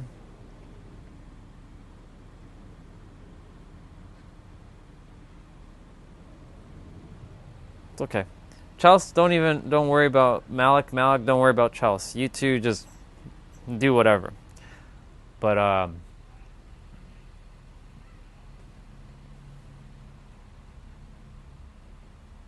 no, my corneas are intact. In fact, I'll tell you something. If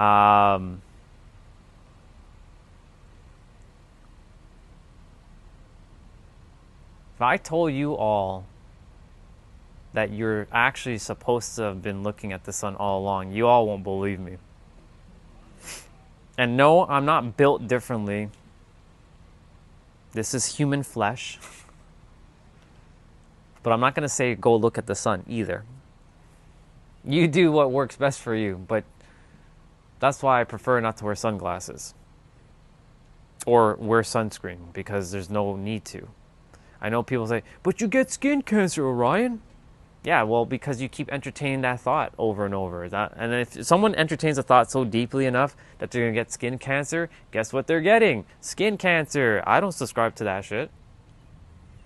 Nor do I subscribe to like my corneas getting fucked. In fact, my eyes got stronger. I can actually see better. Like my strength of my eyes got much more powerful because I looked at the sun. When I'm driving, I don't need that stupid ass visor. I can see when the sun is in my eye. I can see clear as day, where everybody's like, oh my God, I can't see my eye. It's so awesome. I love it. It's so great. There's one time I was walking and I saw like 10 people pull down their thing instantly because the sun just like came out of nowhere and blinded them. I'm like, I'm glad that they were safe, but I'm like, so glad that I don't have to do that. Yeah.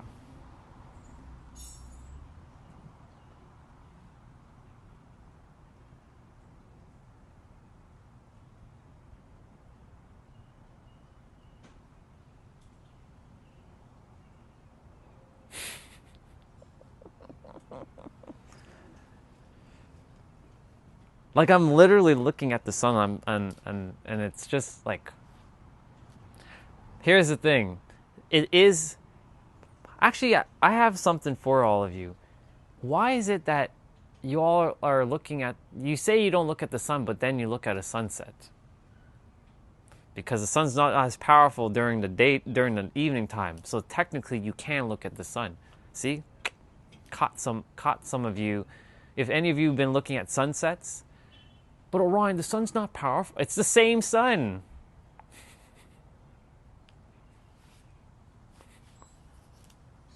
It's just it doesn't have all the rays. That's all it is. But it's still the same sun, and it still has the same power. Even if it's going down, it still has the same power. So technically speaking, you all have been looking at the sun. If you looked at sunsets. Or sunrises. If any of you have been looking at sunrises or sunsets, and you're not wearing sunglasses, and you're enjoying the sun, then why aren't you doing that in the afternoon?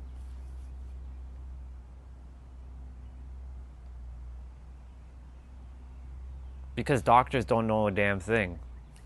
They're operating from a humanistic perspective. I don't operate from a humanistic perspective. I operate from a creator perspective.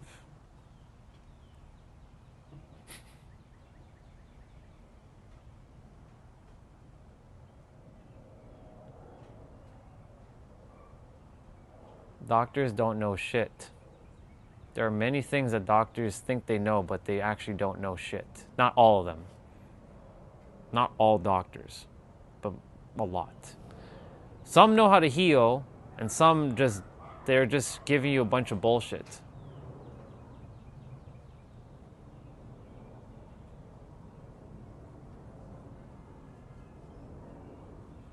Just so you know, the sun is still shining very brightly, and yet I can still see, no problem. Tell me. And I'm reading everything you said. I agree, science and doctors don't see the full picture. And my screen is not that bright. My screen is actually very dim right now. So tell me, is my eyes getting damaged? I don't think so. Hi, Crazy Cat. Good to see you, sister. One of the OGs are here. This is one of my OGs, Crazy Cat. Love Crazy Cat very, very much. Me and her, we have really good conversations.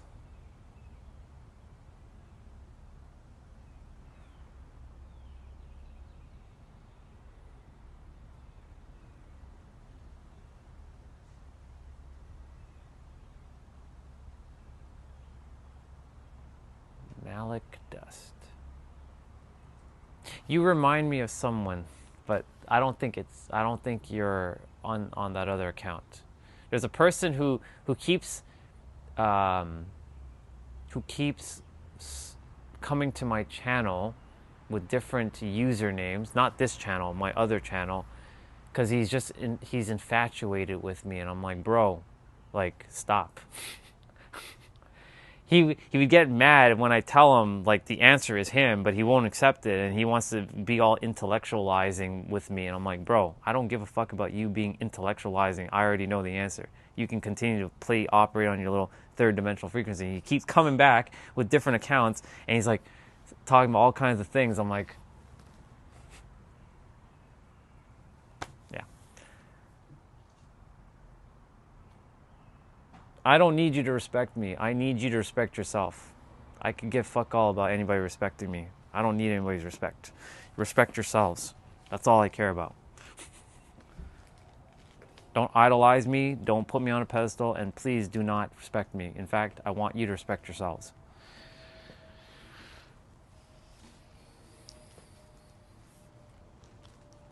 Nothing more, nothing less. I'm not your traditional YouTuber who's going to want your likes and subscribes and stuff. I don't care. I came here to help people, and I can go home. I want to go home. I like being here. I love being on the earth, but I want to go home. Oh, I see what we're doing here. We're doing the N-word. Look at this guy being smart doing the N-word. Look at this Reaper dude being smart with the N-word by doing it in one row. Look at that. It's okay. Call me whatever you want. This is where I'll be human right now. I can still be human too, just like all of you. It's okay. Having fun with him.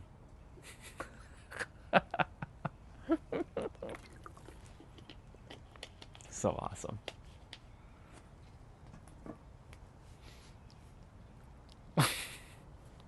I love it.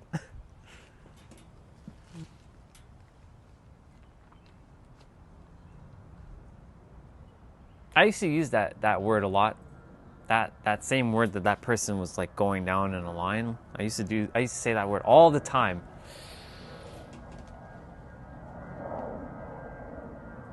But I meant it in a more respectful way, like a broski kind of thing.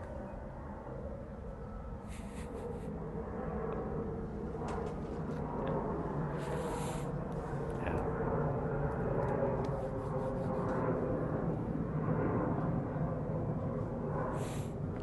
It's all good. Oh. So much to talk about. We have perspective, part 2, perception, discernment. I'm basically going back through my entire live stream on my other channel and using all the words again. Oh, that's going to be fun. That's going to be so fun.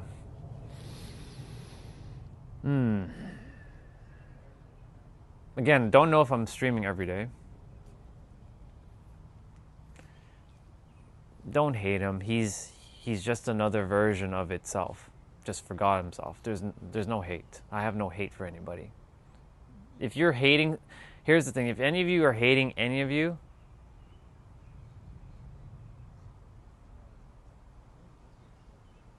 I can name a long words that you used on your old account a lot. I know you can't.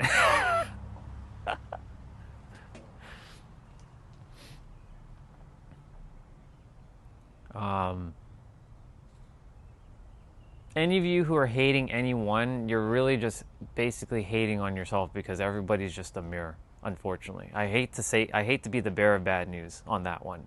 But whenever you're hating someone, you're really hating yourself deep down, because that person and you are technically one and the same, just in different bodies that have forgotten itself. That's why I can't hate anybody. Like, I simply can't. I know. Sounds good, Justin. I'll see you, dude.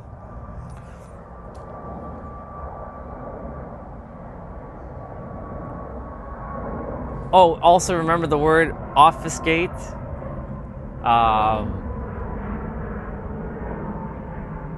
What else?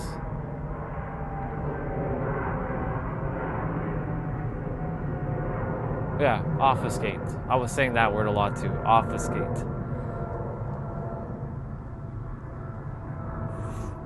Obfuscate. I love that word, by the way. That's my favorite. That's one of my favorite words, because I like to see what is really being obfuscated on the planet. And practically almost everything is being obfuscated.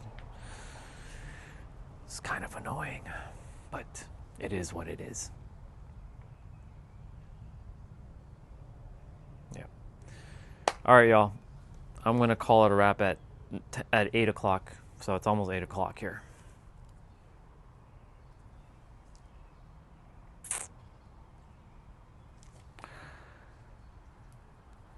Yep. Hello. As much as any of you jumping on now, I am jumping on.